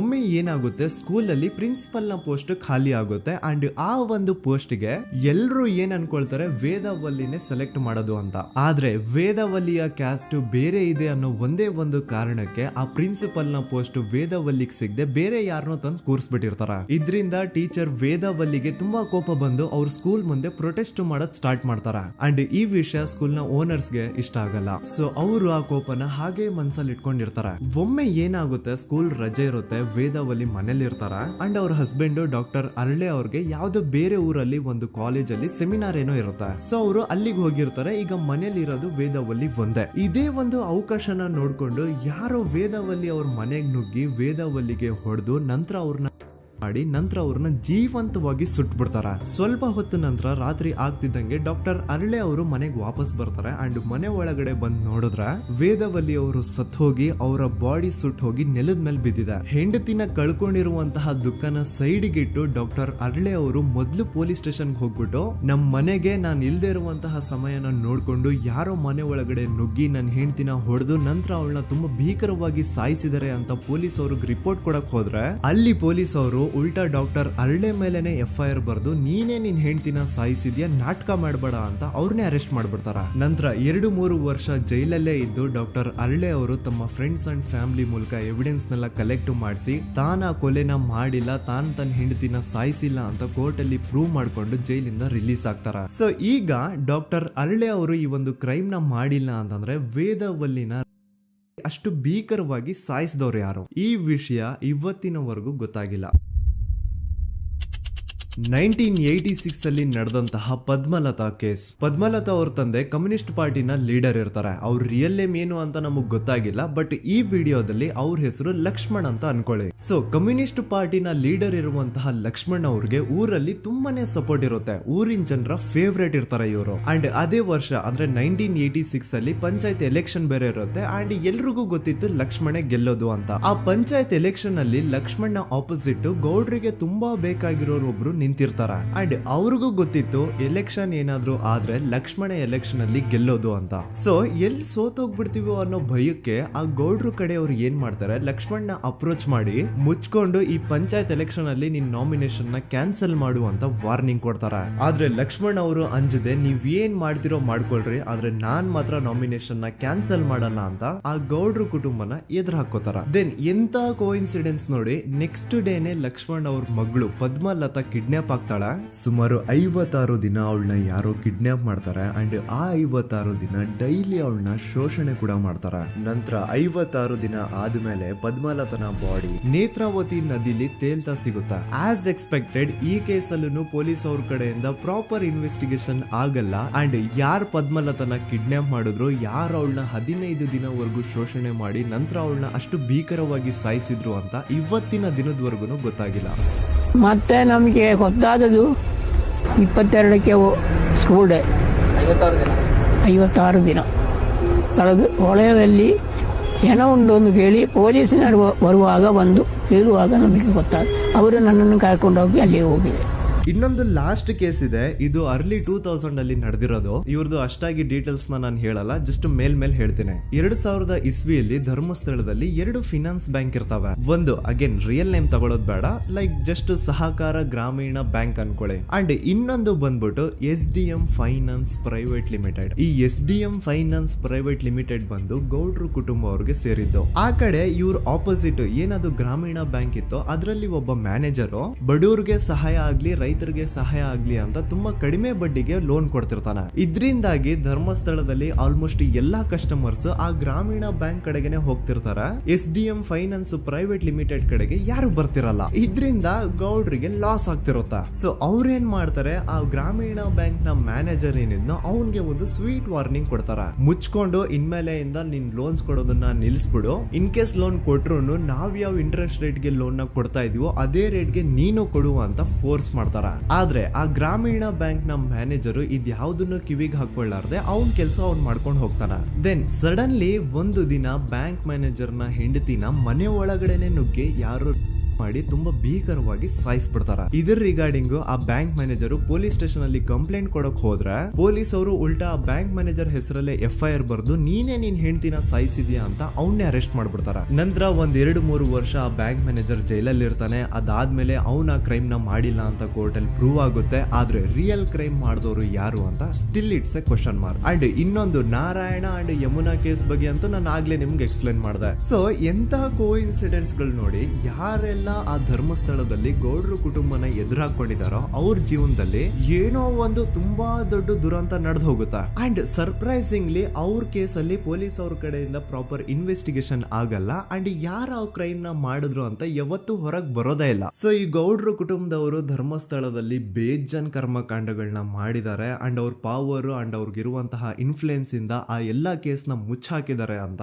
ಮಹೇಶ್ ಹಾಗೂ ಗಿರೀಶ್ ಮುಟ್ಟಣ್ಣನವರ ಹೇಳಿಕೆ ಆಗಿದೆ. ಸೊ ಗೌಡ್ರು ಫ್ಯಾಮಿಲಿನ ಟ್ರ್ಯಾಕ್ ರೆಕಾರ್ಡ್ ನೋಡಿದ್ರೆ ಧರ್ಮಸ್ಥಳದಲ್ಲಿ ಒಂದು ಹುಡುಗಿನ ರೇಪ್ ಅಂಡ್ ಮರ್ಡರ್ ಮಾಡಿ ದೆನ್ ಪೊಲೀಸ್ ಅವ್ರಿಗೆ ಲಂಚ ಕೊಟ್ಟು ಇನ್ವೆಸ್ಟಿಗೇಷನ್ ನ ಮಿಸ್ಲೀಡ್ ಮಾಡೋಷ್ಟು ಪವರ್ ಇನ್ಫ್ಲೂಯೆನ್ಸ್ ಈ ಗೌಡ್ರು ಕುಟುಂಬಕ್ಕೆ ಮಾತ್ರ ಇರೋದು. ಈಗ ಸಂತೋಷ್ ರಾವ್ ಅಂತೂ ಸೌಜನ್ಯ ಕೇಸಲ್ಲಿ ಆರೋಪಿ ಅಲ್ಲ ಅಂತ ಪ್ರೂವ್ ಆಯ್ತು. ಹಾಗಿದ್ರೆ ರಿಯಲ್ ಆರೋಪಿ ಯಾರು? ನೆನಪು ಮಾಡ್ಕೊಳ್ಳಿ, 11 ಅಕ್ಟೋಬರ್ 2012 ಸಂಜೆ 5 ಗಂಟೆ ಹಾಗೆ ಬಾಹುಬಲಿ ಬೆಟ್ಟದಲ್ಲಿ ಸಂತೋಷ್ ರಾವ್ ತನ್ನ ಪಾಡಿಗೆ ತಾನು ಸೀನರೀಸ್ ನ ಎಂಜಾಯ್ ಮಾಡ್ಕೊಂಡು ಸುಮ್ನೆ ಕೂತಿರ್ಬೇಕಾದ್ರೆ ಅವನ ಹತ್ರ 5 ಜನ ಕಿಡಿಗೇಡಿಗಳು ಬಂದು ಜಗಳ ತೆಗಿತಾರ. ಆ 5 ಜನ ಕಿಡಿಗೇಡಿಗಳು ಯಾರು ಅಂತ ನಾನು ಇಲ್ಲಿವರೆಗೂ ನಿಮ್ಗೆ ಹೇಳಿಲ್ಲ. ಸೊ ಅವರು ಬೇರೆ ಯಾರು ಅಲ್ಲ, ಚಿಕ್ಕ ಗೌಡ್ರು ಮಗ ನಿಶಾಂತ್ ಜೈನ್ ನ ವೆರಿ ಕ್ಲೋಸ್ ಫ್ರೆಂಡ್ಸ್. ಅವ್ರು ದಣಿ ಮಾಡಿರುವಂತಹ ಕ್ರೈಮ್ ಅಲ್ಲಿ ಬೇರೆ ಯಾರನ್ನಾದ್ರೂ ಸಿಗಿಸ್ಬೇಕಲ್ಲ ಅಂತ ಇವ್ರು ಬಕ್ರ ಹುಡುಕ್ತಾ ಇರ್ಬೇಕಾದ್ರೆ ಆಗ ಇವ್ರಿಗೆ ಸಿಗೋದೆ ಸಂತೋಷ್ ರಾವ್. ಅಗೇನ್ ಇನ್ನೊಂದು ಎಂತ ಕೋಇನ್ಸಿಡೆನ್ಸ್ ನೋಡಿ, ಸಂತೋಷ್ ರಾವ್ ಸೌಜನ್ಯ ಕೇಸಲ್ಲಿ ಅರೆಸ್ಟ್ ಆದ ನಂತರ ಚಿಕ್ಕ ಗೌಡ್ರು ಮಗ ನಿಶಾಂತ್ ಜೈನ್ ದೇಶನೇ ಬಿಟ್ಟು ಹೋಗ್ಬಿಡ್ತಾನ. ಈ ಕೇಸಲ್ಲಿ ಚಿಕ್ಕ ಗೌಡ್ರು ಮಗ ಇನ್ವಾಲ್ವ್ಮೆಂಟ್ ಇದೆ ಅಂತ ಯಾರಿಗೂ ಡೌಟೇ ಬರ್ತಾ ಇರ್ಲಿಲ್ಲ. ಡೌಟ್ ಯಾವಾಗ ಬಂತು ಅಂದ್ರೆ ಆ 5 ಜನ ಕಿಡಿಗೇಡಿಗಳು ಯಾರು ಸಂತೋಷ್ನ ಈ ಒಂದು ಕೇಸಲ್ಲಿ ಸಿಗಾಕ್ಸಿದ್ರು ಆ 5 ಜನರಲ್ಲಿ ಒಬ್ಬ ರವಿ ಪೂಜಾರಿ ಅಂತಾನು ಇರ್ತಾನೆ. ಅವನ್ಗೆ ತಾನು ತಪ್ಪು ಮಾಡಿದೀನಿ ಅಂತ ಗಿಲ್ಟ್ ಕಾಡುತ್ತೋ ಅಥವಾ ಬೇರೆ ಏನೋ ಗೊತ್ತಿಲ್ಲ, ಆದ್ರೆ ಅವನೇ ಸ್ವತಃ ಪೊಲೀಸ್ ಅವ್ರ ಹತ್ರ ಹೋಗ್ಬಿಟ್ಟು ಸೌಜನ್ಯ ಕೇಸಲ್ಲಿ ನಿಜವಾದ ಆರೋಪಿ ಸಂತೋಷ್ ಅಲ್ಲ ಕಂಡ್ರು, ಅವನ್ನ ಸುಮ್ನೆ ಸಿಗಾಕ್ಸಿರೋದಷ್ಟೇ, ನಿಜವಾದ ಆರೋಪಿಗಳು ಚಿಕ್ಕ ಗೌಡ್ರು ಮಗ ನಿಶಾಂತ್ ಜೈನ್ ಅಂಡ್ ಅವನ್ ಫ್ರೆಂಡ್ಸ್ ಸೂರಜ್, ಕಿರಣ್ ಅಂಡ್ ಕಣ್ಮಣಿ ಅಂತ. ಈ ಎಲ್ಲಾ ವಿಷಯನ ರವಿ ಪೂಜಾರಿ ಪೊಲೀಸ್ ಅವ್ರಿಗೆ ತಿಳಿಸ್ತಾನೆ. ಅಗೇನ್ ಎಂತ ಒಂದು ಕೋಇನ್ಸಿಡೆನ್ಸ್ ನೋಡಿ, ಈ ವಿಷಯಗಳನ್ನ ಊರಿನ ಜನರು ಮುಂದೆ ಹೇಳಿದಂತಹ ರವಿ ಪೂಜಾರಿ ಆಕಸ್ಮಿಕವಾಗಿ ಸತ್ತು ಹೋಗ್ಬಿಡ್ತಾನೆ. ಇವನು ಹೇಳಿದ್ದು ನಿಜ ಅಂತ ಜನರಿಗೆ ಯಾವಾಗ ಕನ್ಫರ್ಮ್ ಆಗುತ್ತೆ ಅಂದ್ರೆ ಸೌಜನ್ಯಗೆ ತುಂಬಾ ಹತ್ರವಾದವ್ರು ಒಬ್ರು ಯಶೋಧ ಅನ್ನೋರು ಕೋರ್ಟ್ ಅಲ್ಲಿ ಬಂದ್ಬಿಟ್ಟು ಸೌಜನ್ಯ ಕೊಲೆ ಆಗಿದ್ದ ದಿನ ಆ ಒಂದು ಸ್ಪಾಟ್ ಅಲ್ಲಿ ನಾನು ಈ 3 ಜನರನ್ನ ನೋಡಿದ್ದೆ ಅಂತ ಸಾಕ್ಷಿ ಹೇಳ್ತಾರೆ. ಈಗ ಎಲ್ಲಾ ಡಾಟ್ಸ್ ನ ಕನೆಕ್ಟ್ ಮಾಡ್ತಾ ಹೋದ್ರೆ ಸೌಜನ್ಯ ಕೇಸ್ ಒಂದೇ ಅಲ್ಲ, ನಾರಾಯಣ ಹಾಗೂ ಯಮುನಾ ಕೇಸಲ್ಲೂ, ವೇದವಲ್ಲಿ ಕೇಸಲ್ಲೂ, ಆ ಬ್ಯಾಂಕ್ ಮ್ಯಾನೇಜರ್ ನ ಕೇಸಲ್ಲೂ ಹಾಗೂ ಪದ್ಮಲತಾ ಕೇಸಲ್ಲೂ ಸೀದಾ ಡೈರೆಕ್ಟ್ ಡೌಟ್ ಬರೋದೆ ಊರಿನ ಗೌಡ್ರ ಮೇಲೆ. I really want to appreciate Kudla rampage YouTube channel, third eye YouTube channel, Girish ಮುಟ್ಟಣ್ಣನವರು ಸರ್ ಹಾಗೂ ಮಹೇಶ್ ಅವರು ಅಂಡ್ ಆಲ್ ಅದರ್ಸ್. ಇವರ ಕಾನ್ಸ್ಟೆಂಟ್ ಎಫರ್ಟ್ಸ್ ಇಂದಾನೆ ಸತ್ಯ ಏನಂತ 1 by 1 ಹೊರಗೆ ಬರ್ತಿದೆ and they are trying their level best to catch real criminals. At present Soujanya case ಬಗ್ಗೆ ಅಪ್ಡೇಟ್ ಏನು ಅಂತಂದ್ರೆ ಹೈಕೋರ್ಟ್ ವರೆಗೂ ಈ ಒಂದು ಕೇಸ್ ಹೋಗಿದೆ ಅಂಡ್ ಈ ಕೇಸ್ ಅಲ್ಲಿ ಈಗ ಇನ್ನೊಮ್ಮೆ ಮತ್ತೆ ಫ್ರೆಶ್ ಆಗಿ ರೀಇನ್ವೆಸ್ಟಿಗೇಷನ್ ಸ್ಟಾರ್ಟ್ ಆಗಬೇಕು ಅಂತ ಹೋರಾಟ ನಡೀತಿದೆ. ಸೊ ದೂತ ಪ್ರಜೆಗಳೇ, ಇದಾಗಿತ್ತು ಸೌಜನ್ಯ ಕೇಸ್ ಬಗ್ಗೆ ನಮ್ಮ ಒಂದು ಡೀಟೇಲ್ಡ್ ವಿಡಿಯೋ. ಈ ವಿಡಿಯೋದಲ್ಲಿ ನನ್ನಿಂದ ಎಲ್ಲಾದ್ರೂ ಏನಾದ್ರೂ ಚಿಕ್ಕ ಪುಟ್ಟ ಇನ್ಫಾರ್ಮೇಶನ್ ಮಿಸ್ ಆಗಿದ್ರೆ ಅಥವಾ ಮಿಸ್ಟೇಕ್ ಆಗಿದ್ರೆ ಅದನ್ನ ದಯವಿಟ್ಟು ಕಮೆಂಟ್ ಸೆಕ್ಷನ್ ಅಲ್ಲಿ ಹೈಲೈಟ್ ಮಾಡಿ. ಈ ವಿಡಿಯೋ ಯಾವಾಗ ಯೂಟ್ಯೂಬ್ ಇಂದ ಡಿಲೀಟ್ ಆಗುತ್ತೋ ನನ್ಗಂತೂ ಗೊತ್ತಿಲ್ಲ. ಸೊ ಪ್ಲೀಸ್ ಆದಷ್ಟು ಬೇಗ ಇದನ್ನ ಎಲ್ಲಾ ಕಡೆ ಶೇರ್ ಮಾಡಿ. ಓಕೆ ಪ್ರಜೆಗಳೇ, ಇವತ್ತಿಗಿಷ್ಟು ಸಾಕು ಅನ್ಕೊಳ್ತೀನಿ. ನಾನು ನಿಮ್ಮ ದೂತ ಸಮೀರ್ MD. ಮತ್ತೆ ಸಿಗ್ತೀನಿ ನೆಕ್ಸ್ಟ್ ವಿಡಿಯೋದಲ್ಲಿ.